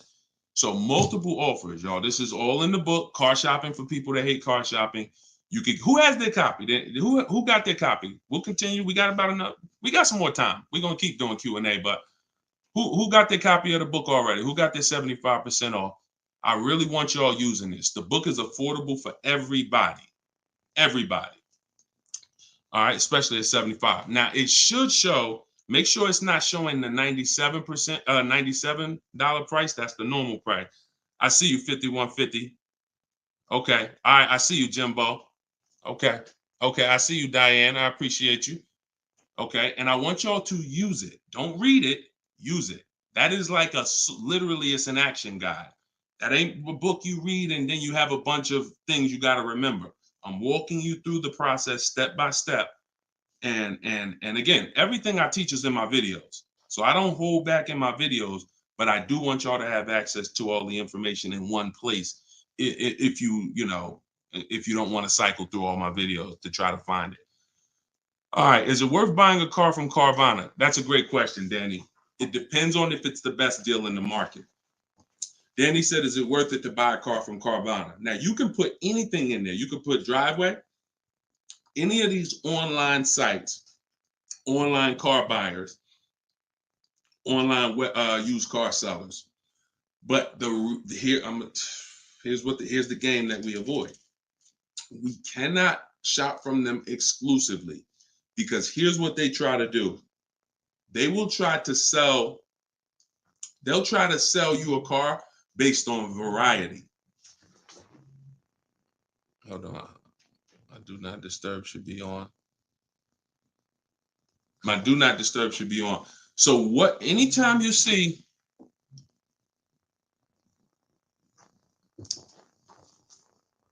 hold on one second. I keep getting a call and I don't know why it always does this. I don't want to lose the people on Instagram. Hold on, Instagram. We got you. All right. We should be back on Instagram now. Okay. So most times, especially when we're selling our cars to these people, you got to realize we sell our cars to Carvana, to Driveway, to all these companies because they pay more than dealers on average. If they're paying more than dealers on average, they're usually not the lowest price. When they're selling the cars, they're usually one of the highest. You can't pay people more than dealers and then turn around and sell for less than dealers. That could be part of the reason why Vroom went out of business. But whenever we shop for a pre-owned car, Carvana is always on the list. Whenever we shop for a pre-owned car, CarMax is always on the list. Driveway is always on the list. Why? Because we shop everywhere there's a used car. You may have been trained to shop local with used cars or to shop I only go to Car Gurus. Then you're missing the stuff that's on cars.com. You're missing the stuff that's on carfax.com. You're missing the stuff that's on Driveway. You're missing the stuff that's on CarMax. So we got it just the same way. If we were buying a baby stroller, we're gonna go to Walmart, right? .com. We're gonna go to Amazon, right? We're going everywhere, right? That's the same way we got to be when we're shopping for used car.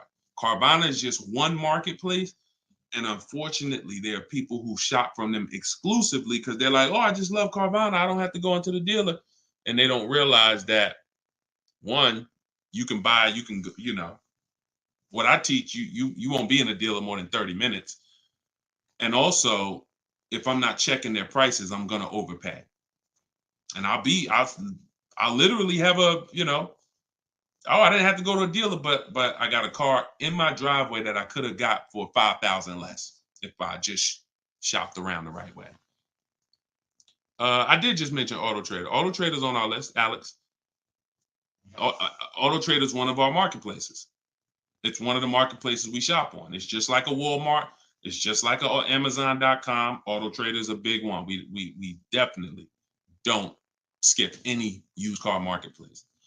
Now, we don't use Auto Tempest because Auto Tempest pulls and aggregates some data from other people's websites. They're not their own marketplace, so they can't get all the data. So that's why I don't use them. We just go direct to the marketplaces themselves because no company has the rights to market everyone's product. And so as long as no company has the right to market everyone's products, the only way we're going to see all the product is by being on all the marketplaces. But I'll show you how to do this quick. This shouldn't take you more. Look, y'all, this is going to sound crazy, but it shouldn't take you more than 60 minutes, 90 minutes to get your best deal on a car.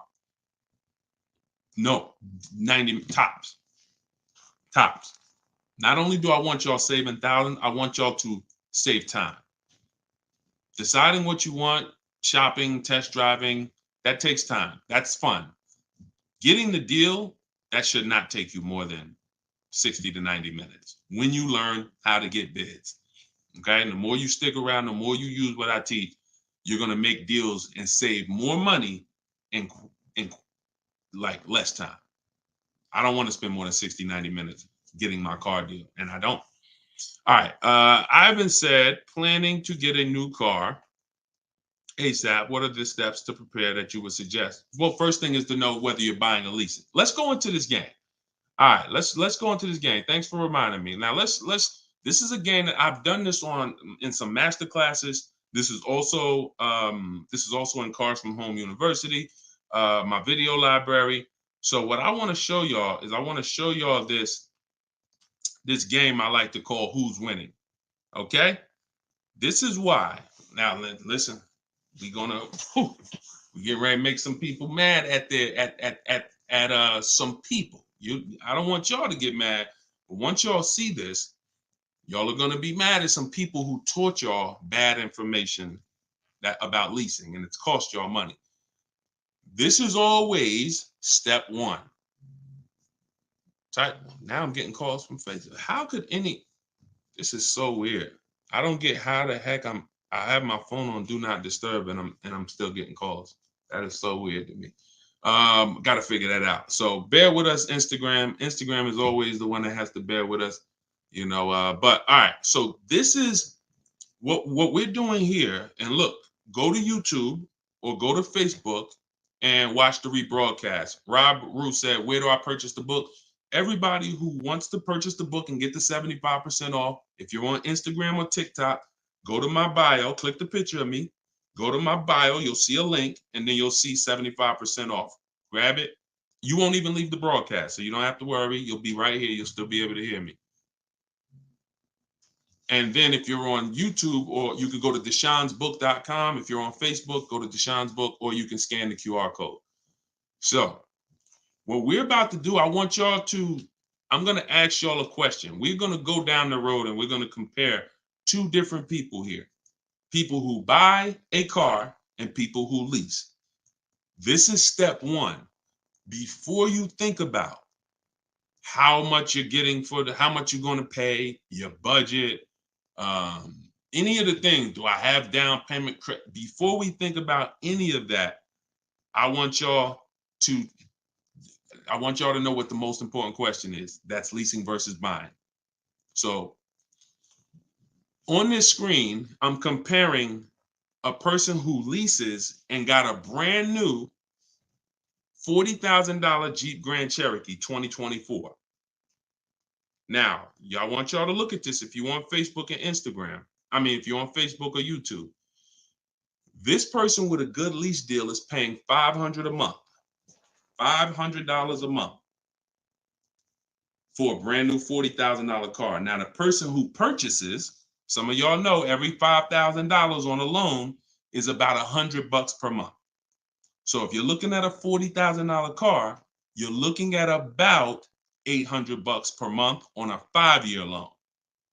Now, I got this person in here on a 6-year loan at $675 a month. That's how much this car costs. 6-year loan, 3.99%. $675 per month. Let me ask y'all a question. Looking at this screen, who's winning so far? 2 people drive off the lot in a brand new Jeep Grand Cherokee. They have the exact same vehicle. One is white, one is gray. One person's paying $500 a month. They're leasing it. One person's paying $675 to buy it. $675 for 6 years. Who's winning, the lease or the purchase? Put L or P. We're just talking about literally, we just drove off the dealership. You sitting in this car next to me. We got the same truck. I'm paying $500 a month. You purchased it. You're paying $675. Who's winning? The lease. Exactly. If you're saying purchase, you're missing it. You and me are in the same car. I'm leasing the same car as you for $500 a month. You're paying $675 a month. Same exact car. Who's winning? Exactly. See, Rob, and these are the things where we can't look. There is no, the purchaser is not winning. It's not no. It depends.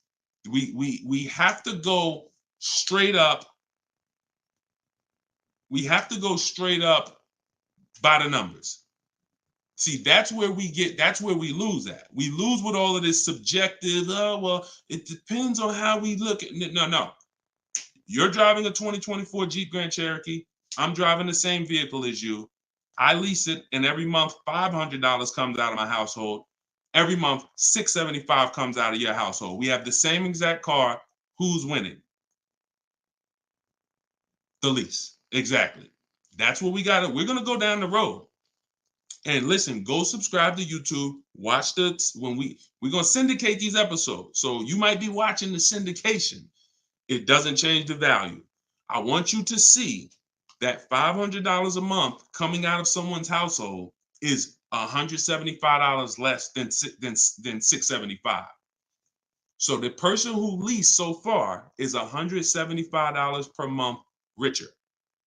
Every month, the person who's leasing over here is $175 per month richer. Now let's go to the next slide. Now, 3 years later, person wants to buy. Person wants to buy. Now, here's the thing about the purchase. There's an amount you owe. On a 6-year loan, they would owe $24,000 at the end of 3 years. I've already done it. You can watch this. That's how much the balance on their loan would be. It would be $23,400. So that's the amount they need to break even on the car. Now, mind you, they've already spent $175 per month more than the person who leased. So they're $6,300 poorer. You can see they're $6,300 poorer. See, I want y'all to see that everything that you're doing when you're not leasing is trying to catch up to the person who got a great lease deal. Everything from the moment you purchase, you're putting so much money out into the car compared to the people who get great lease deals that now your only goal is to catch up to them. This is why this is step one right here. Go to YouTube, watch it on YouTube so you can get the whole view. So 675, 500. Now, this vehicle, y'all, is 40,000 brand new. What is a 3-year-old vehicle worth after? If it was 40,000 brand new, what is it worth after 3 years? 40,000 is a fair estimate 24,000. I tried to look at what I believe a fair estimate is for a 3-year-old vehicle resale value. If we purchase a vehicle for 40,000 in 3 years, when we go to trade it, 36,000 miles, is it fair that vehicle, a fair estimate is about $24,000? You're not getting 28. Let's be honest here. We're not buying a vehicle for 40, coming back and get 28 3 years later. So here's the problem. When we get 20, you're not getting 28. And don't let the last 2-3 years of having high resale values confuse y'all. Don't do that. You will destroy yourself. You don't want to. There is no class, Solomon. There is no class. This is the class. Just tune in and lock in. Like, this is serious financial education that is going to be simple if you just focus on it. If you buy a vehicle for 40, the average that you're going to see that vehicle when you go trade it in is you get about 24 on. That is going to be a good cash resale value. And that's what happens to most people. And as you can see, they still owe, if your vehicle's only worth 23,400, I mean, if your vehicle's only worth 24, but you owe 23,400, you're breaking even. This is nothing. Like, I've already spent so much more than the person leasing, and now when I go to trade my car in, I'm not even able to get enough money to catch up to them. I'm not able to I'm $6,300 behind the person who leased when you purchase, and I'd have to get all that money back to make it worth it to have bought. That's why, y'all, when you buy your cars and trade in, you notice how much you always worry about how much you're going to get for the car. Y'all notice that if you're a person and you buy your cars and you keep them 2, 3, 4, 5, 6 years, you notice how you're always worried about, man, that's all you're giving me for my car? That's all you're giving me? Nah, you got to give me more than that. You know who doesn't worry about that? Keepers. Anybody in here who buys a car, keeps it till the wheels fall off? You never worry about what the car is worth, right? Because you're using all that value. That's what we do when we purchase. But here with a lease, you're always if you purchase a brand new car compared to a person who leases, you're always behind. You can't catch up with them. You're paying too much money. So this is an intro. We didn't even talk about the fact, what if the person has an accident? And I really like wish that y'all could see this on YouTube. And can y'all see the screen on Instagram? I don't know. Are y'all able to see the slides on Instagram? I don't know what view y'all have on Instagram, but we're not talking about if the person has an accident. If the person has an accident in the car that they own, you lose two grand of your value. So the buyer is always behind. Now we can go down the road. When we go down the road, you'll see that eventually the person starts catching up, but it's only after 8 years. You can't catch up to somebody who's paying $175 a month less than you to drive the same car as you. That money just keeps adding up. And we were taught that we're supposed to purchase, but only if you're long-term. That is when you purchase. 8 years, nothing more. All right, so I got to see how I'll probably try to do this and go deeper when I can get some. It's hard to do it because they can't, everybody can't see it. So just watch the replay of it, and you'll be able to see it. But this is the difference, y'all. Queen Mama said, "I'm a keeper and I need to break. I need a break from car payment." See, but let me ask you. Can I ask y'all a real question? Why are car payments the only payments we need a break from? let me ask y'all a very real question, because car payments we need a break from, but we're okay with cell phone payments. We're okay with insurance payments. We're okay with car insurance payments. We're okay with, this is like a cost of living. And I don't have a problem when it comes to financially, I want to pay cash for a car, and I'm just going to keep my debt down, and I'm going to make sure that, the interest rates are high right now, so I'm not going to look to borrow. I'm just going to pay cash. That's fine. Paying cash as a savvy move is like, the bank's money is too expensive. I'm not investing, I'm not investing my money in anything. I'm just going to pay cash. But why are car payments the only ones that it's the only payment we look and say, well, I want to avoid that. We don't do it with houses. We don't do it with anything else in life. And sometimes it makes us get a bad car because we like, oh, I'm just going to save up $8,000. I'm just going to say. Meanwhile, if we knew how to properly structure our deals, we can get the best car for our budget, under our budget. Because y'all know all cash is saved up payments, right? All people be like, oh, I'm going to pay cash. If you save up $20,000, that's just a bunch of saved up payments. Yeah, she said, I'm tired of house payments too. I understand. And again, if we have the cash and we can go and we can look, I'm going to teach you how to pay cash for cars if it makes sense. And if you have cash, that's great. We got to make sure we get the best price on the car. But at the same time, you need to know when it doesn't make sense to pay cash. If they're doing 0% financing on the car you want, why wouldn't we use the bank's money at 0% and let our money continue to make money, or continue to keep our cash free? So again, because there's nothing to justify it.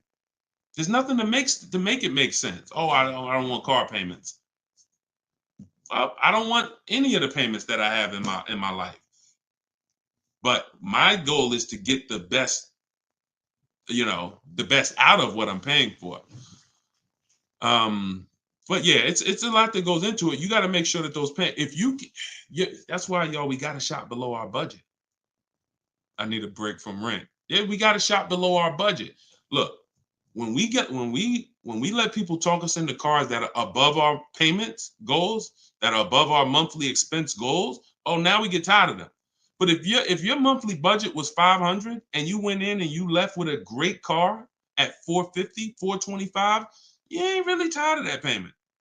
You're tired of the payment, right? Like, you're tired of the payment that's $700 when you really didn't want to go above $650. Now you're like, dang, I'm paying $700 for this car. Dang, I'm getting tired of this. When you're under, you don't get tired when you're under your budget. You get what I'm saying? Does that make sense? Type I don't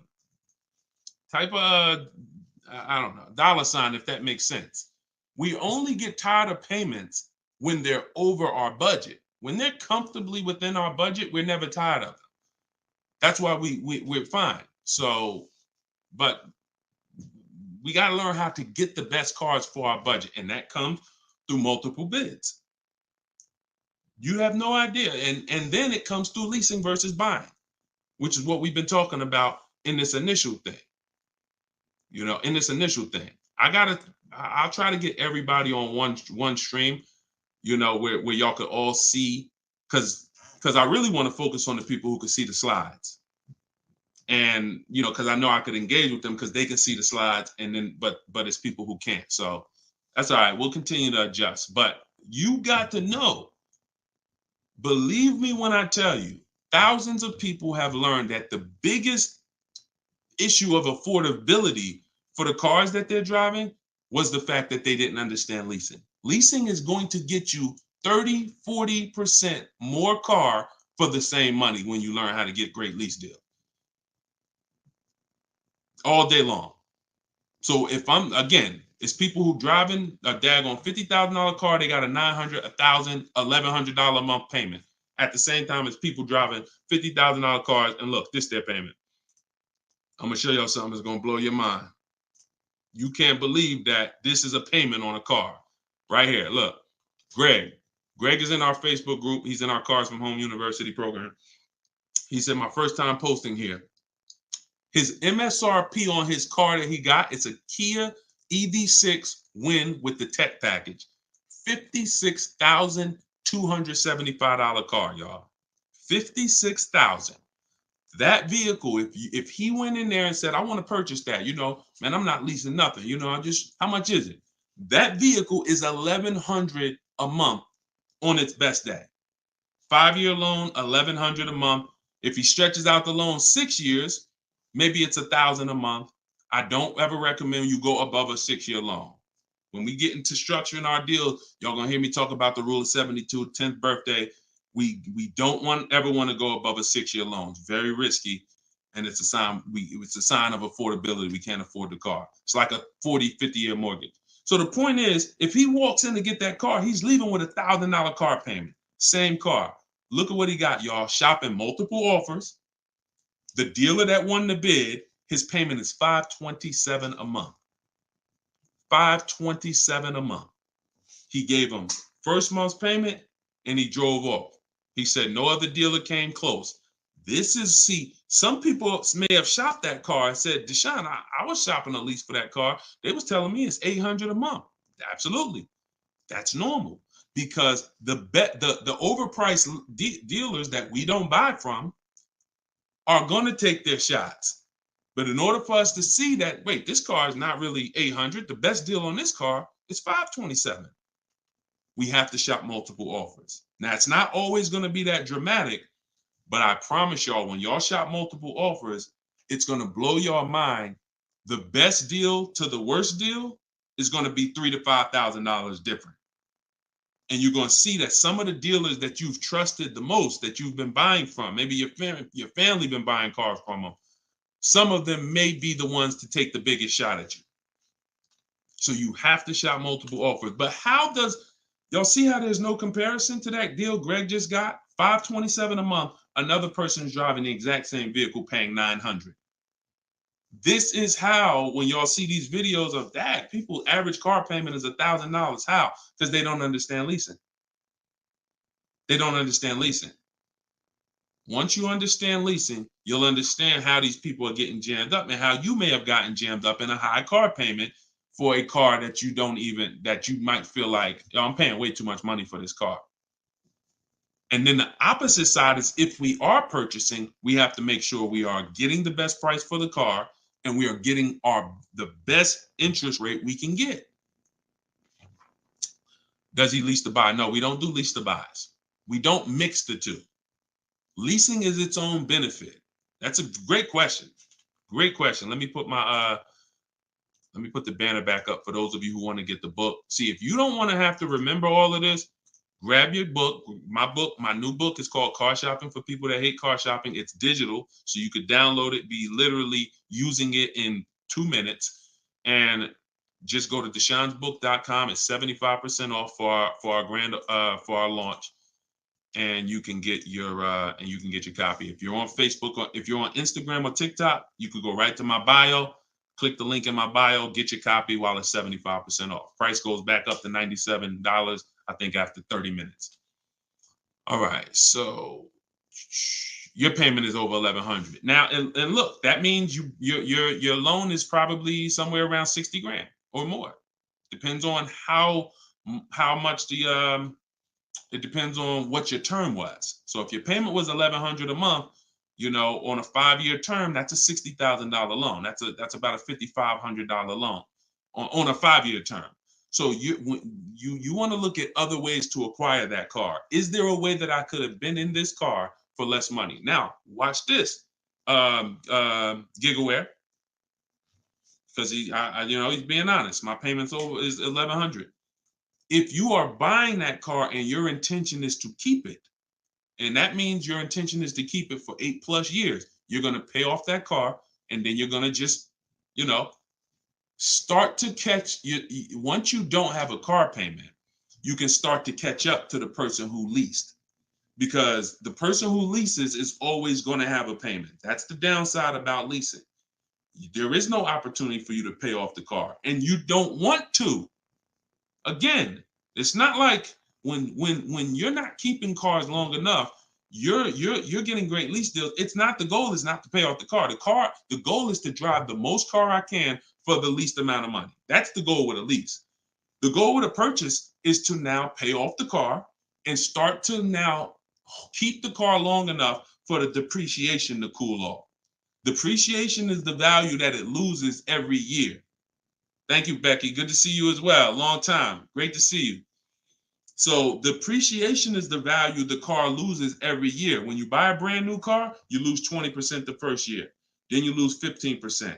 Then you lose 15%. Then you lose 12%. Then you lose 10%. And as you keep the car longer, it gets to a point where you're only losing 5% or so a year. But you must keep that car long enough to get to that point.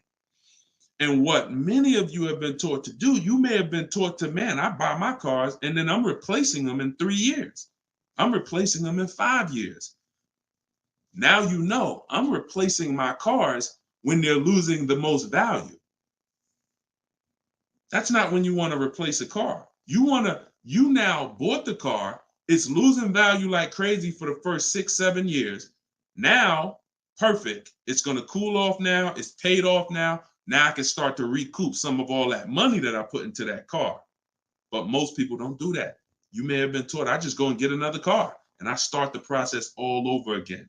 So not only are you never getting to benefit, not only are you always having a payment anyway, you're not getting the benefit from all the money that you're putting into these cars. You're never allowing the depreciation to cool off to where you got no car payment and you just got a car out there and you can stack some of this money up. It just happens all the time. It's an issue of not understanding leasing. Leasing is for short-term people less than 8 years. Purchasing is for long-term people more than 8 years. And don't worry, we'll continue to go deep on this. All in the book. So anyway, anybody who wants to really know this and have it all in one place so they can use it, if you're shopping for a car now or in the next 12 months, you need this stuff right now. You know, I got tons of videos all over all my Facebook pages. But if you want all the information in one spot, get your book at 75% off. Just make sure that it's not showing the $97 price. Whenever you click to the website, make sure it's showing the 75% off price. So you can purchase off the bank loan. I don't know what you mean by that, Skinner. Is it smart to lease and then buy it out? No, see, and again, that's a very common question. Yo, what's the benefit of that? I mean, somewhere along the lines, we heard about leasing to buy. We don't want to, you're only leasing because you don't want to buy the car. You're buying the car because you want to keep it and take care of it for the long run.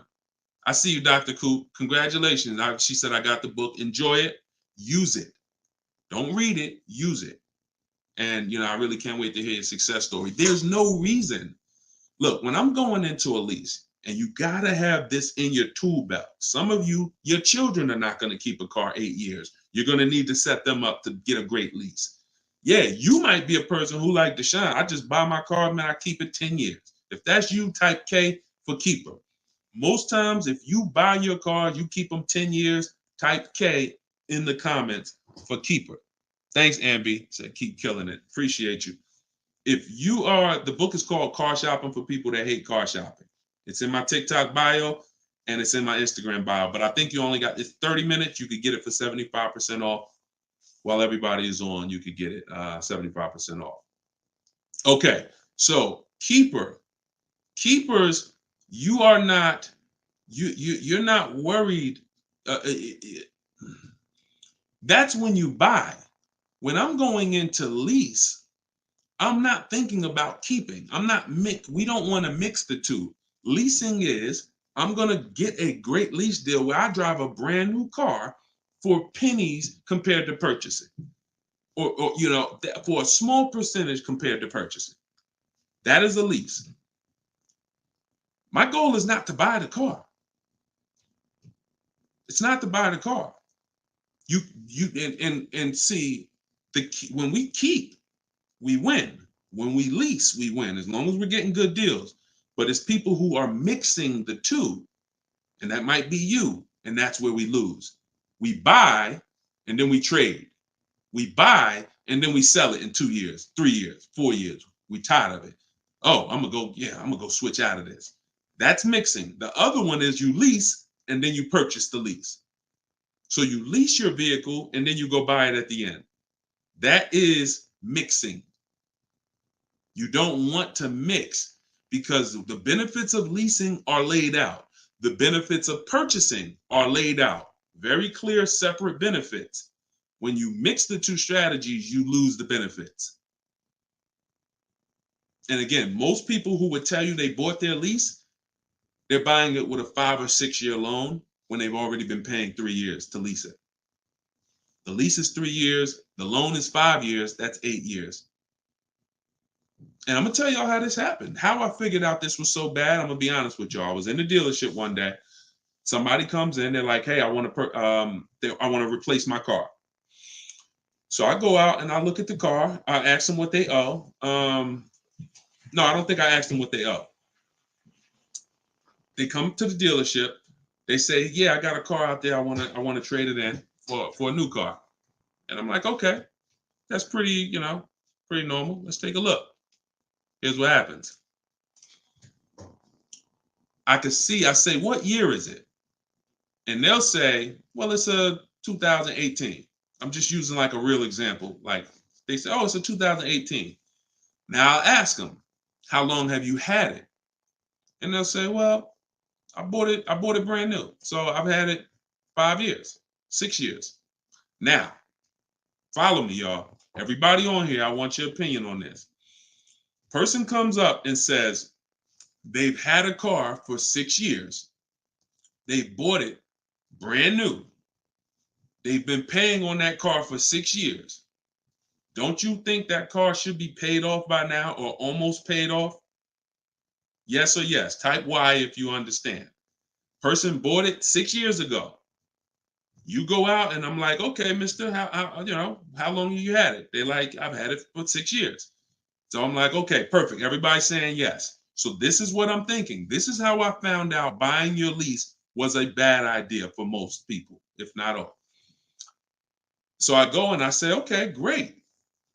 I see you're here trading." Now, in my mind, I'm already trained to talk to him about leasing because, thank you, Brent.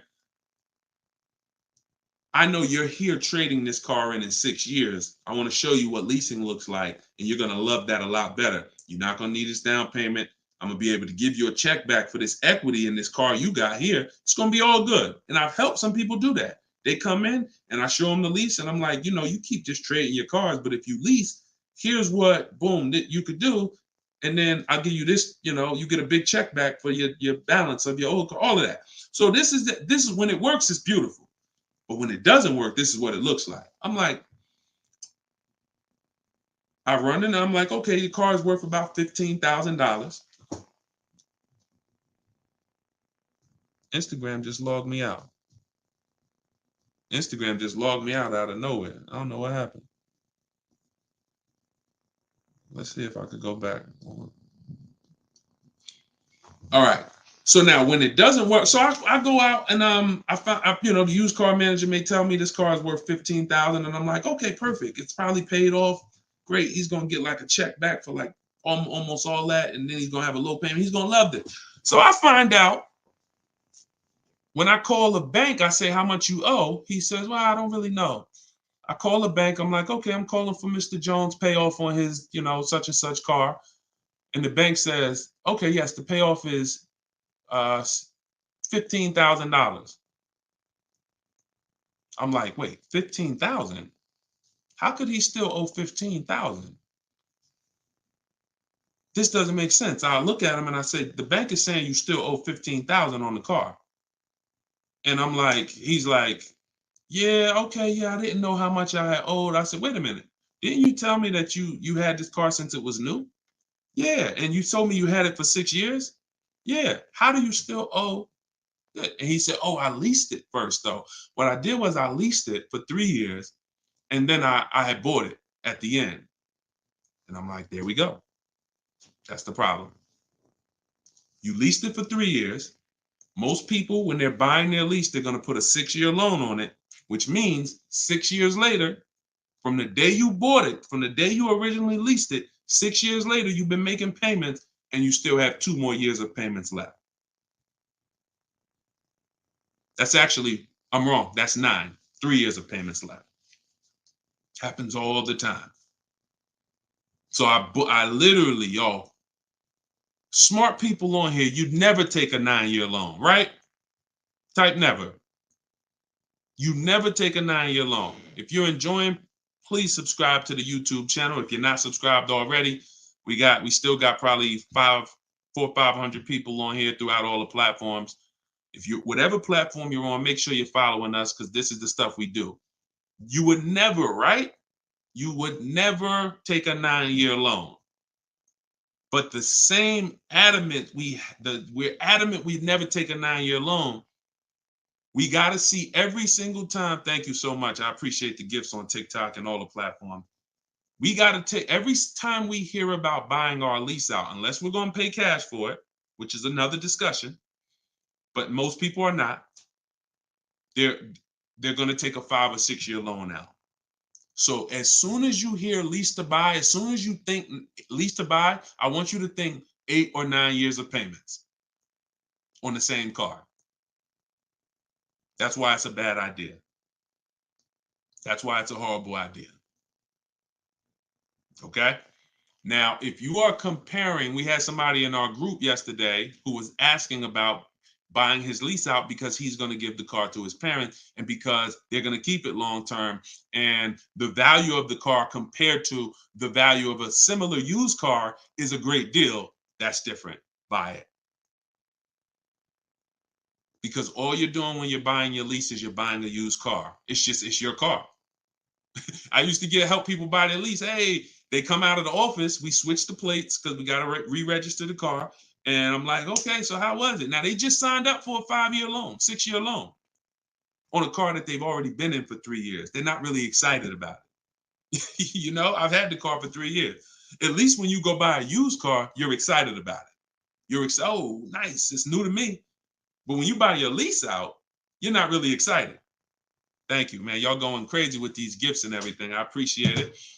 So these are the things, like what I want y'all to have, as long as you stick with me and you learn what I teach, you're going to have clear boundaries that you operate in that always protect you. That's the name of the game. There's clear things I do. There's clear things I don't do. I know I have rules. I have boundaries. And what I want y'all to get familiar with is the 8-year rule. The 8-year rule is the first rule. It says if you're not keeping your car 8 years, you should not be buying it. You can't outlive the depreciation. You cannot outlive the depreciation compared to someone who purchases. Now, it's too much to go deep on right now. We'll go deep because I know some people thinking, oh, Deshone, but if I pay cash for a brand new car, I'll pay less overall. Yeah, but if you pay cash for a brand new car, you're still laying out all the money. You're still laying out all the money and you're still trying to get that back. You're still, oh, I paid 30 grand, 40 grand, 50 grand. Do you understand that a person who leases that same car, what would you rather be? Big dog who thinks you're big dog because you're going to write a $50,000 check, or a person who comes in and says, I'm going to get that car for $500 a month.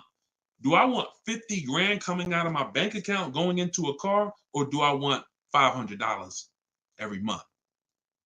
It's much more, it's a much more pleasant feeling to give a bank $500 every month to drive their $40,000 car than it is to say, okay, you want this $40,000 car, then you come give us a check for the whole amount and the taxes and everything. Now I'm taking the check out, boom. And again, there are situations where that's right, but I want you may have been somebody who's like, yeah, but I don't think it's right for me. And that's okay. That's okay. I'm not one of these people that's going to make y'all feel like you are wrong by using leverage and learning how to creatively acquire cars where it's a little bit of money coming out of your bank account every month versus what people have told y'all and how you should be buying cars. Thoughts about leasing luxury vehicles. It doesn't change, Dr. Doctober. That's a great question. He said, what are your thoughts about leasing luxury cars? Same principle, 8-year rule. I don't care whether you're leasing a G-Wagon, whether it's a Bentley you're looking at, whether you're looking at a Toyota Corolla, the 8-year rule is what applies. Because the 8-year rule takes into account the depreciation. If you look and say, that's a car I'm keeping for 8 years or more, you buy it. If that's a car you're not keeping 8 years, you're gonna see you'll pay thousands less and drive a better car leasing it, even if you try to buy it used. So I'll need more than one broadcast to really go deep on this. I'm just getting familiar with how to use all of these tools, where I can show you all stuff. But we'll continue to go deep on this. This is not a subject. If you've gotten bad years and years of bad advice, it's not always. Some of you get a breakthrough immediately, and some of you it takes more time because again, it's been beaten to your head, and people with loud voices who shout tell you this is what you do, or you never do this, or you always do it like this. You know, like who's heard somebody say never buy a used car? I mean, never buy a new car, always buy used. Who's heard that? Type of U for used. If you were taught you always get a used car, you should never get a new car. Who's taught that? And we got a couple more minutes. We'll stay on. We'll do some more questions. As long as y'all continue to share the broadcast and continue to stay tuned in, I see we still got hundreds of people on, then we'll continue. All right, now let me tell y'all how, see, you either have to teach something that works for everybody, or what you teach will mess people up. If somebody says to y'all, every single one of you should be buying used cars, because that's what they'll say. Never buy a new car. Everybody on here should be buying a used car. So that means you think everybody in the country should be buying used cars, right? Yeah, absolutely. Nobody should buy a new car. Nobody in this whole country should buy a new car. Like, no, always buy a used car. Okay, perfect. So let's just say if you had your wish, everybody in the country would be buying used cars, right? Because that'd be better for them, right? Yes, if I had my wish, everybody would be buying used cars. Then here's my question. How do they become used cars then? How do they become used cars if everyone is buying used cars? I want y'all to think about this. If you had your wish, you could snap your finger, Mr. Financial Advisor, whatever you teach. How could everyone buy used cars? It's impossible. The cars come in new. They don't just, so if everybody was buying used cars, what's happening to the new cars? They're just sitting there. And then, so that's not a practical solution. How do we acquire? Who should be buying brand new cars? People who are going to lease them, and people who are buying new cars, who want to purchase, keep long term, and you could afford new. That's only if some people say, Deshone, I want to buy. I'm not leasing, I want to buy. I keep my car, but should I buy new or pre-owned? That depends on budget. That depends on, unless you want one specific from a year, somebody be like, oh, I want this special year. But if it's a case of, you know what, I can afford both. Should I buy new? Should I buy pre-owned? That's a matter of budget and preference. If I could afford a new one and I can keep it long enough to outlive the depreciation, then I'll buy new. But if I can't afford to get a quality vehicle for my budget, then I'll buy pre-owned. And some people want to treat themselves. Some people like, I only get a new car every 10 years, Deshone. I'm going to get something new. That's fine. That's fine. As long as it's long term, because time heals all wounds. We killing the likes on TikTok too. I appreciate everybody tapping the screen. Y'all still running the likes up. Appreciate it. Shout out to the subscribers. If you haven't subscribed to us on YouTube yet, please, we invite you to subscribe. This is what we'll do. You'll get notifications of when we live, so you can make sure you tapped in. I see you, Barbara. She said, I just bought the book. I appreciate everybody who got the book at 75% off. This is the launch. I'm excited. As y'all saw earlier in the broadcast, we're already rated 4.94 on Goodreads.com. We got 31 reviews. That book, Car Shopping for People That Hate Car Shopping, has been really changing people's lives and the way they shop. It's a tool. It's not something you read. It's something you use.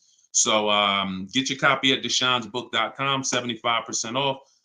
or you can scan the QR code, or if you're on Instagram or TikTok, just go to my bio. And as long as you're seeing this, you still should be able to get it at the 75% off price. And it's immediate download. So, and you'll see as you read it, there's a reason I had to make it a digital book. I couldn't print it because it links to videos, it links to docs, I got scripts that it links to. There's no way I would have been able to do it printing the book. And then also, sometimes I need to update stuff, like Vroom went out of business 2 months ago. If I would have printed the book, now Vroom is, I need to be able to update real time when something happens, and I couldn't do that with a print book. I didn't want thousands of print books out there and then something changes and now I got to tell people, oh no, you got to get volume 2 now. You know what I'm saying? Thanks, Angelina. All right, so Dr. Coop says, I have a paid off Toyota. I don't want to trade it. Should I have a down payment?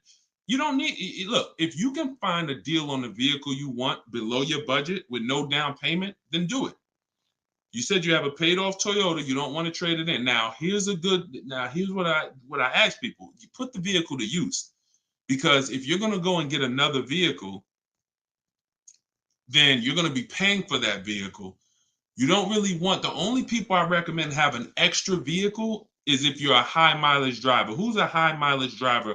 You're driving over 20,000 miles a year. Over 20,000 a year, type HM for high mileage.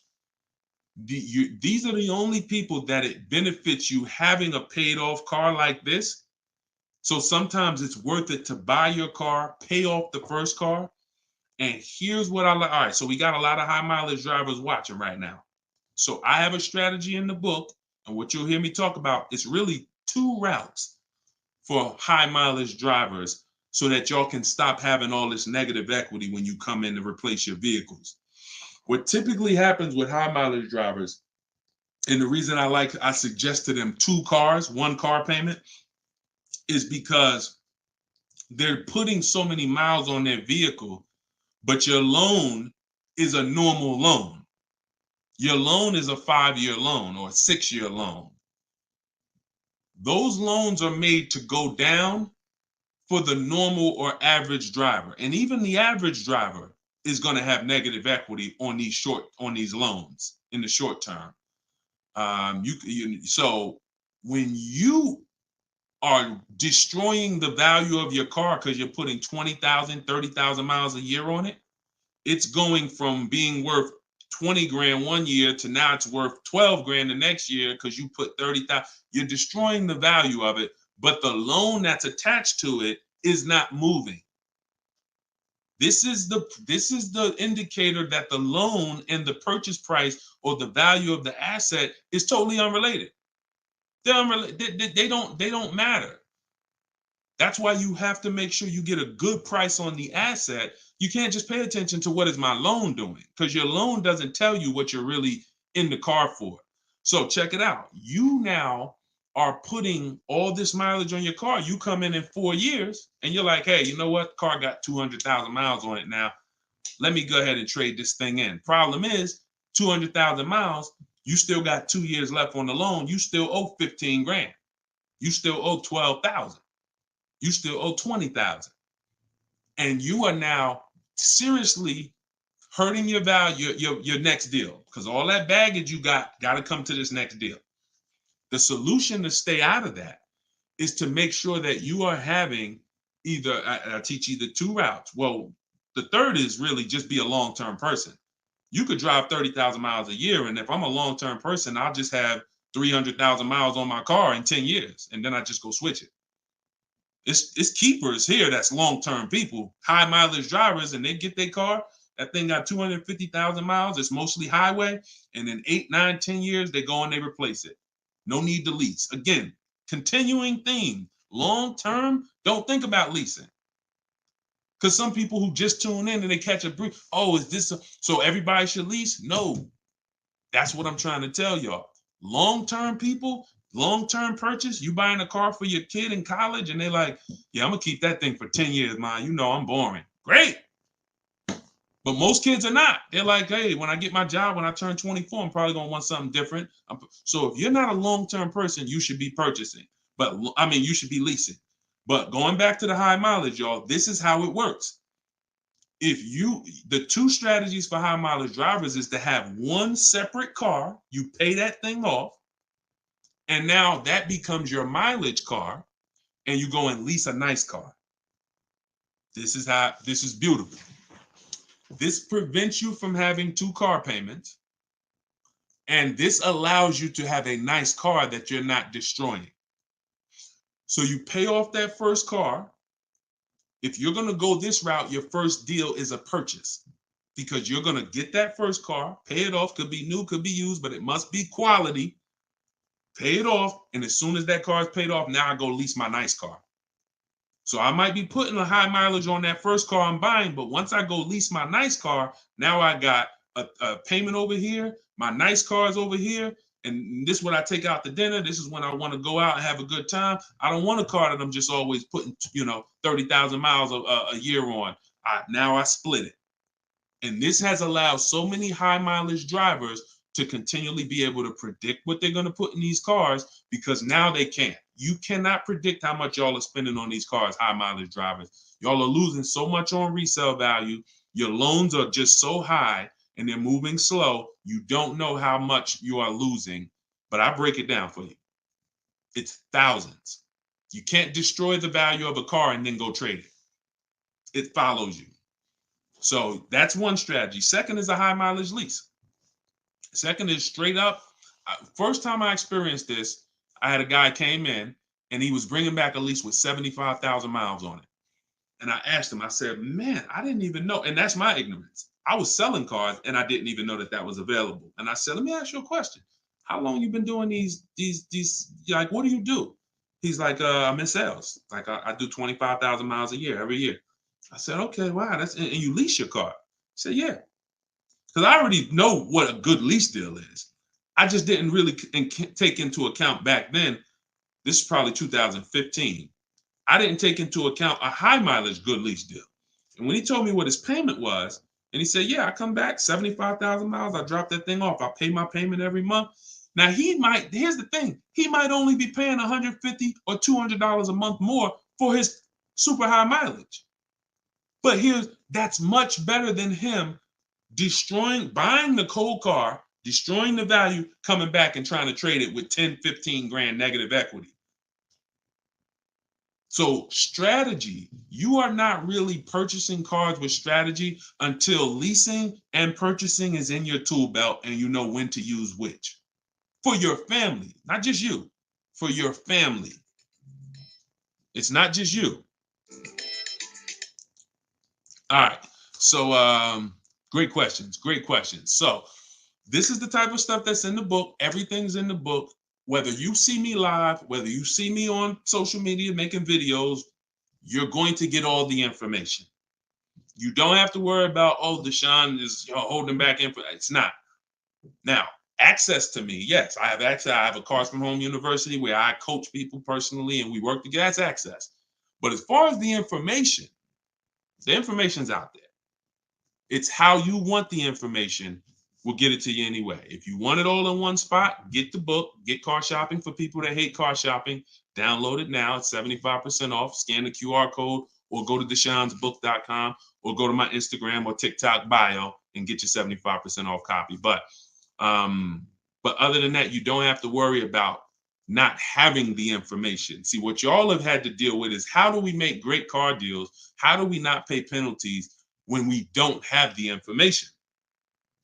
But now the information's here. It's here for you. It's just you got to decide, how do I want the information? Do I want to look through all Deshone's videos? I got a video on every topic. More videos to come. They're not in order, and they're for different people.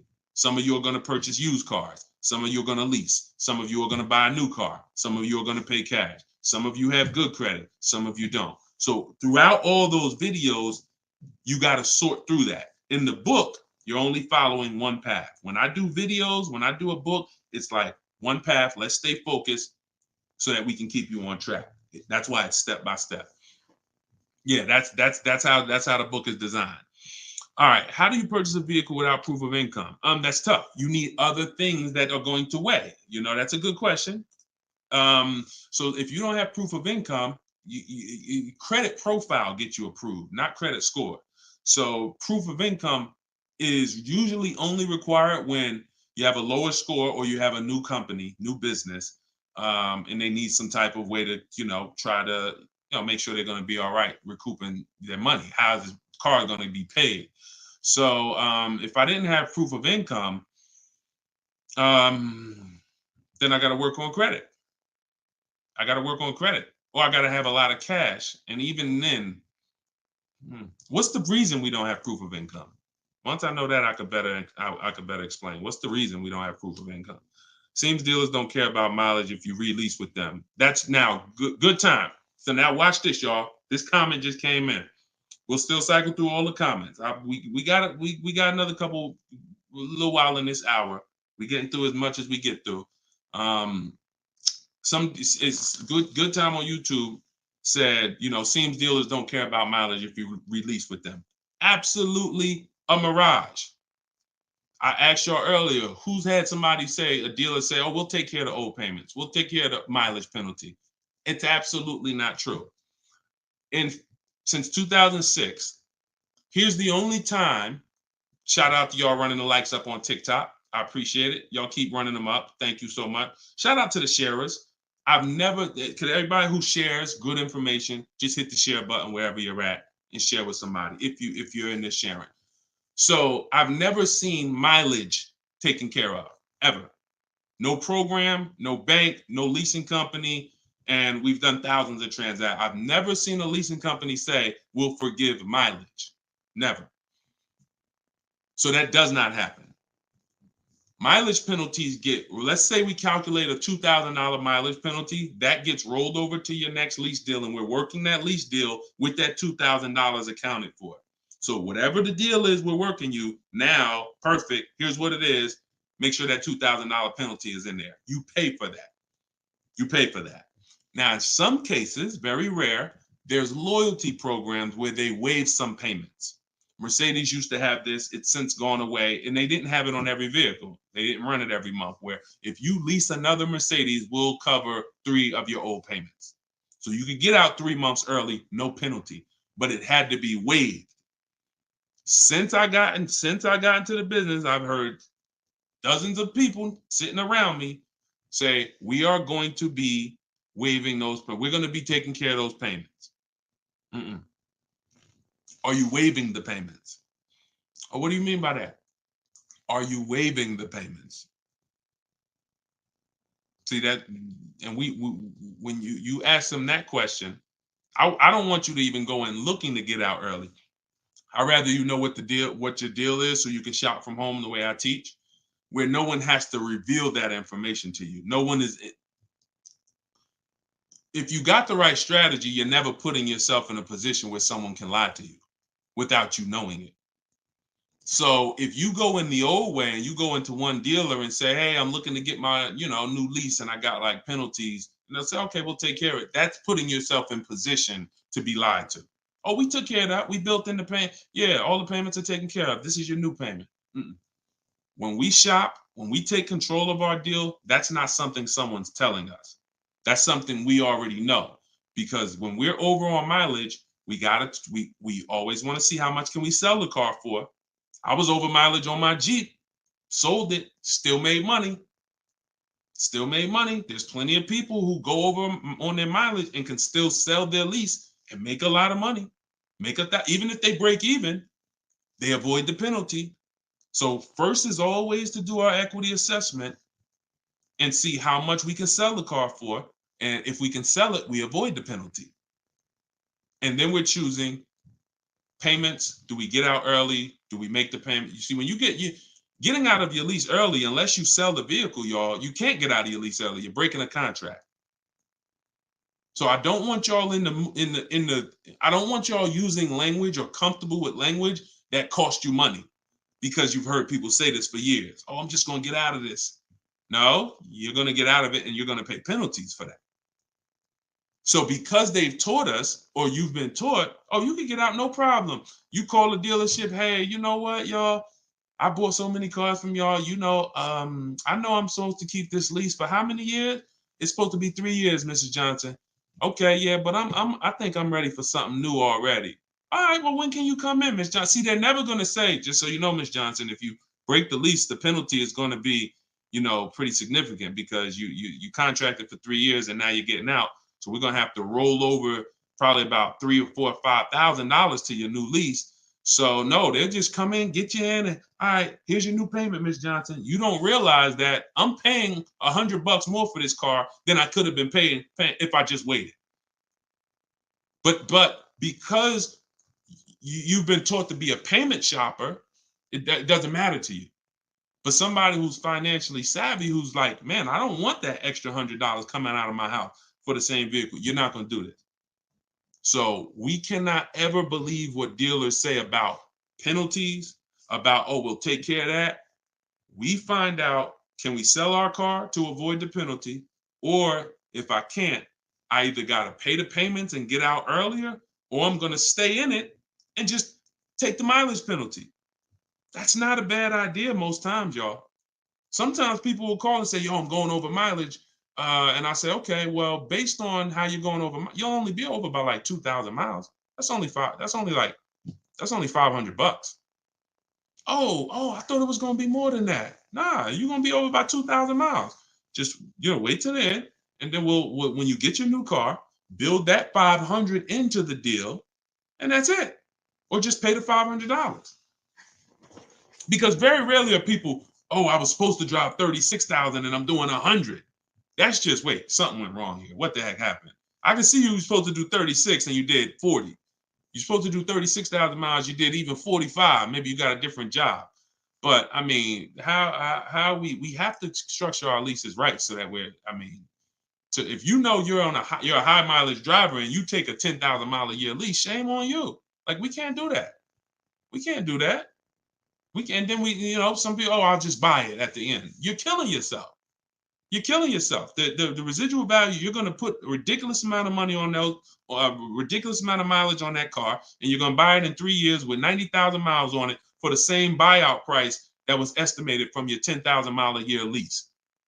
They estimated this buyout price is for a person who brings the car back with 30,000 miles on it. Here's the price. And then you bring it back with 90 and you pay the same price. Oh, I'm just going to buy it because I went over on the miles. No, killing yourself. You're realizing the loss. So again, this is why we want to be in your life. This is why I'm doing my best to be in your life so that you can avoid these things. Anybody who really wants to have somebody, like, we're set up. We've been doing this for 3 years as far as a company, providing education. So, whether it's hundreds, thousands, dozens, we're set up to make sure that everybody who wants to protect themselves and get the best deals are able to do it. Paula, got my book. Phenomenal. Use it. Everybody that got the book, thank you. I appreciate you, brother. Thank you so much, Lord. I appreciate you. We're going to be doing these lives regularly. I think, this is the best format. I like to come and interact and really answer questions and really show y'all, why I want you to start treating cars, buying cars and leasing cars, getting cars like buying small houses. Most people treat getting cars like going to Walmart and getting a TV, big screen. You come back home and you're like, man, it's like you get an itch, but you get an itch for a $30,000 decision or a $10,000 decision. When you start planning out your car purchases the way I'm going to show you, and you go in with a system and a strategy, the way that's taught in my book is 7 steps. First step is deciding whether you lease or buy. 7th step is delivery. So by the time you get to step 7 in my book, by the time you get to step 7 of what I teach, you should be picking up your car or it should be being delivered to you. So it's not about learning and reading and then, okay, Deshone, I just read everything. I just learned everything. I just watched all the videos. Now I'm ready to go get my car. No, we're going to you learn by doing. And if I teach you a different way to shop, different things to do, by the time you get your car, you're going to be like, oh, I didn't need Deshone to tell me what to do step 1 through 7. I just needed him to tell me this is step 1, do that. And then when I'm done, I come back. Okay, Deshone, I did step 1. What's step 2? Here's step 2. Do this now. Okay, perfect. Let me go on these websites, do step 2. Perfect. Just did step 2, Deshone. Perfect. Here's step 3. Do this. And we found that that has been able to guarantee success for so many people. And that's how they're able to get the same deals that I get. Like this is this lady right here, this young lady, like Taupe. She got a BMW $54,000, $54,750 BMW, putting dealers against each other. She got it for $690 a month. She got the protection plan and raised it up. Her payment on that BMW. Now, mind you, if you can see on YouTube, if you can see on Facebook, you can see this slide. $690 a month. People are paying for that $54,000 BMW. People are paying $1,100 a month to go in and purchase that car. $54,000 is $1,100 a month with no money down because she didn't do any money down. $690. You see what I'm saying? Some of you might be looking, and quite honestly, some people may watch it because we're going to syndicate this. Whether you're watching this live or in syndication, doesn't change the value. You might be driving that same car, and you might be looking and saying, "Yo, I'm paying $1,000 a month for that car. She's paying $690. I put $8,000 down. She put no money down. We can't compare. You think Dave Ramsey, God forbid, and look, shout out to Dave Ramsey. I love what he teaches in terms of financial literacy. I love that he teaches people to invest and build for retirement and make sure I love that. But there's an area that he doesn't know what he's talking about, and that's when it comes to cars. See, look, credit is a big part of what, it has a lot to do with me helping you. Y'all don't hear me teaching credit. It's important. It's a complimentary topic for us to talk about. I talk cars, how to make sure you pay the lease for them. Yeah, maybe natural. Let me get some credit tips too. Rodney, you could just go right to my TikTok bio, grab your book. It's 75% off. Click the link in my TikTok bio. You think she can ever listen to someone that tells her you shouldn't be leasing? She knows when to lease and when to purchase. She's not in love with that vehicle. She's not keeping that vehicle 8, 9, 10 years. So how can I drive this vehicle for the lowest amount of money in my household? I'm going to shop all my offers. The dealer that wins the bid, I'm going to see what it is. Oh, look at that. It's $690 a month. I'll take it. This is how we are going to keep thousands of dollars in our household. As things continue to go up, I need you guys to be spending. I need you not only to be making sure your cars are below your max budget so that every single month you're not growing tired and weary of your car payment. That means it just needs to be below your max budget. And then the second thing we need is to make sure that you are driving the best possible product for that money. You could be below budget and look at what you're driving for the money, and you're like, yeah, I'm below budget, but could I have gotten a better car for this money? Could I have gotten more car for this money? And I'm here to tell you that when you understand leasing, you're going to see there's no comparison. $690 a month for a daggone $1,100 a month vehicle to purchase. So short term, less than 8 years, we always lease. We never purchase. Now, in another episode, when we start talking about, in another segment, we'll talk about overpriced leases because every lease is not equal. Y'all gonna learn. Every lease deal, even when you learn to shop, you must learn to shop. You must, because 80% of dealers are overpriced on their leases. 80% of dealers who gave Taupe a quote, let me come back from this screen. 80% of dealers who gave a quote to this young lady, Taupe, on her BMW were a lot higher. Some of you even saw it on the video. It said it when she wrote it. It said, man, all these other offers were a lot higher. That's how it's supposed to be.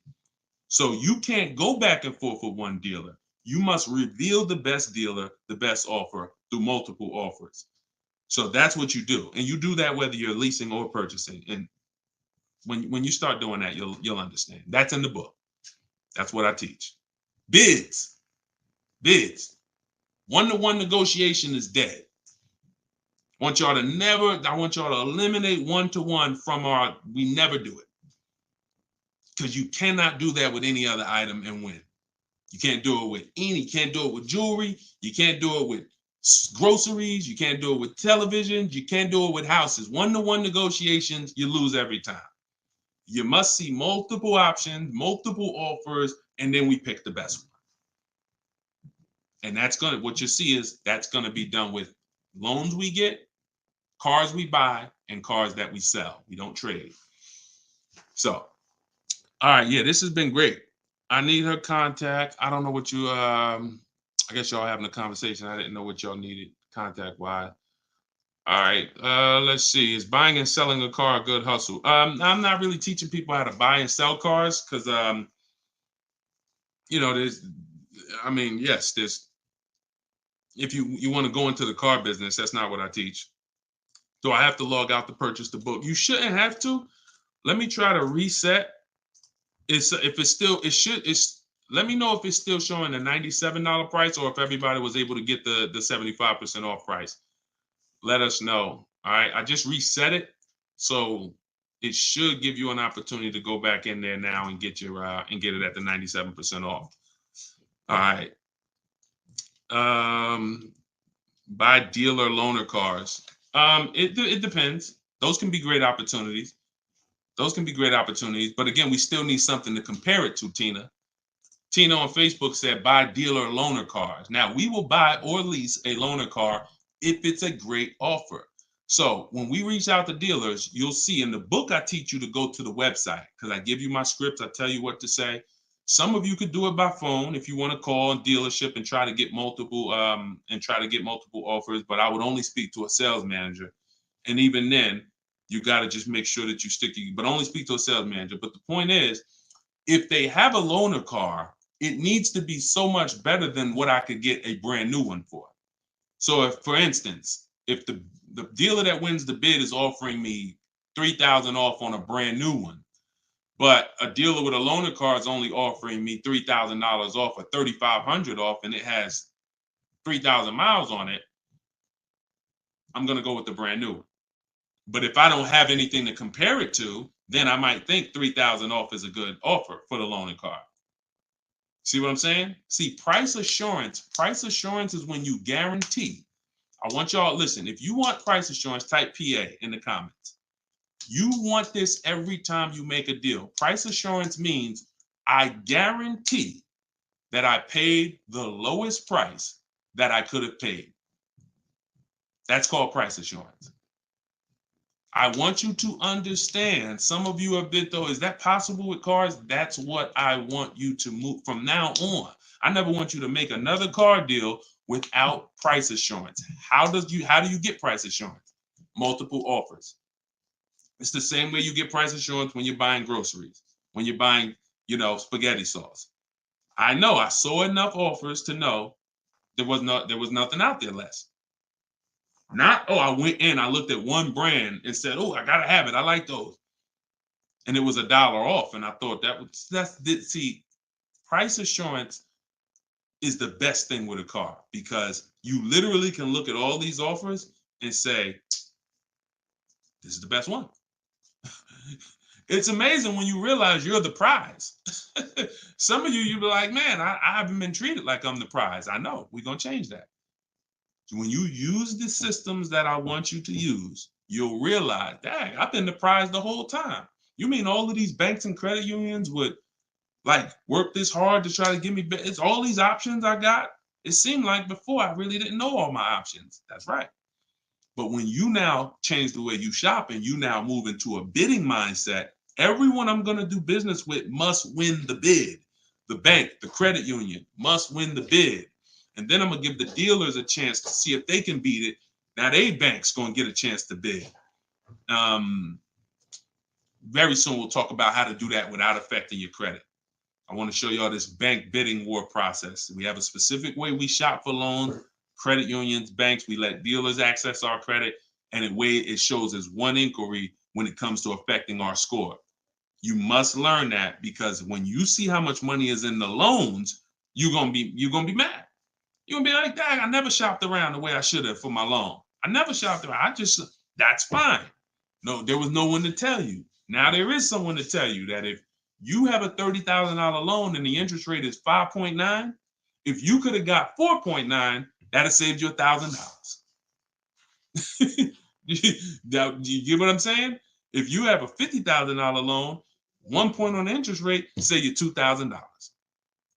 So we must imagine if you could get 2 points lower, say $4,000. So we are excited to try to get money off the car. We're going to be just as excited to make sure we're not giving that money in our loan. The banks are not loving us because we don't want the banks to like us. We want the banks to say, man, we barely making any money on this loan, but we'll take it. You don't want the bank to say, oh, every time they need a loan, they just come right to us. They love us. Give them 5.9. They don't ask no question. Give them 6.29. Give them 7.2, whatever. They're not gonna shop. No, we don't want that. So, all right, y'all. So I will be back for another segment. These are the things we're gonna continue to do. We'll be live on all 4 platforms. We look to partner with more platforms in the future. So if there's a platform that y'all think we should be on streaming, let us know. Right now, we are,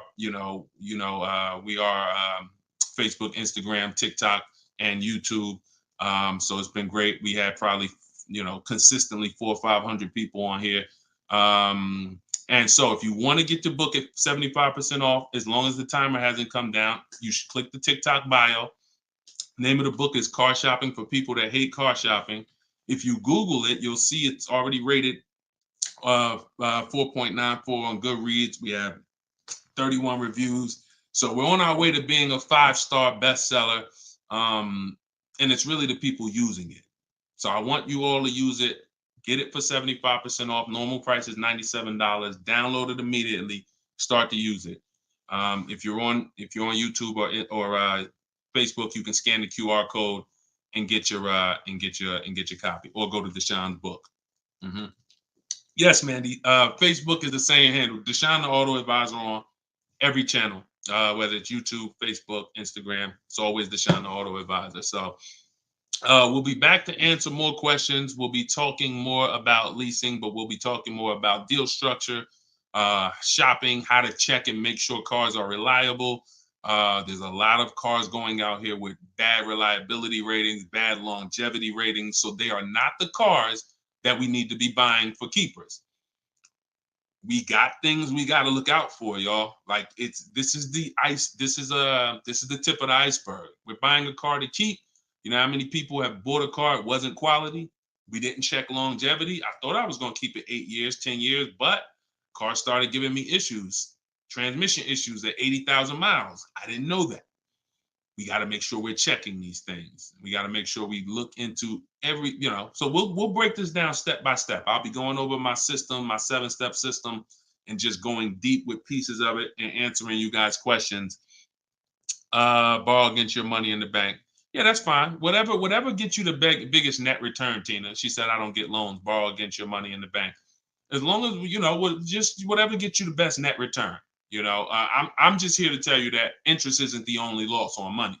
Opportunity cost is a loss. When it comes to financial, if you were taking a class on finance, opportunity cost is real. If I could have put my money in something and made 10% on it, but my money was in a car and I didn't have that money, and that money is losing me 10% in the car. So let's just say I put the 20 grand in the car, and then every year that 20 grand is worth 2,000 less, then I'm losing. It's a negative 10% return every year on that 20 grand.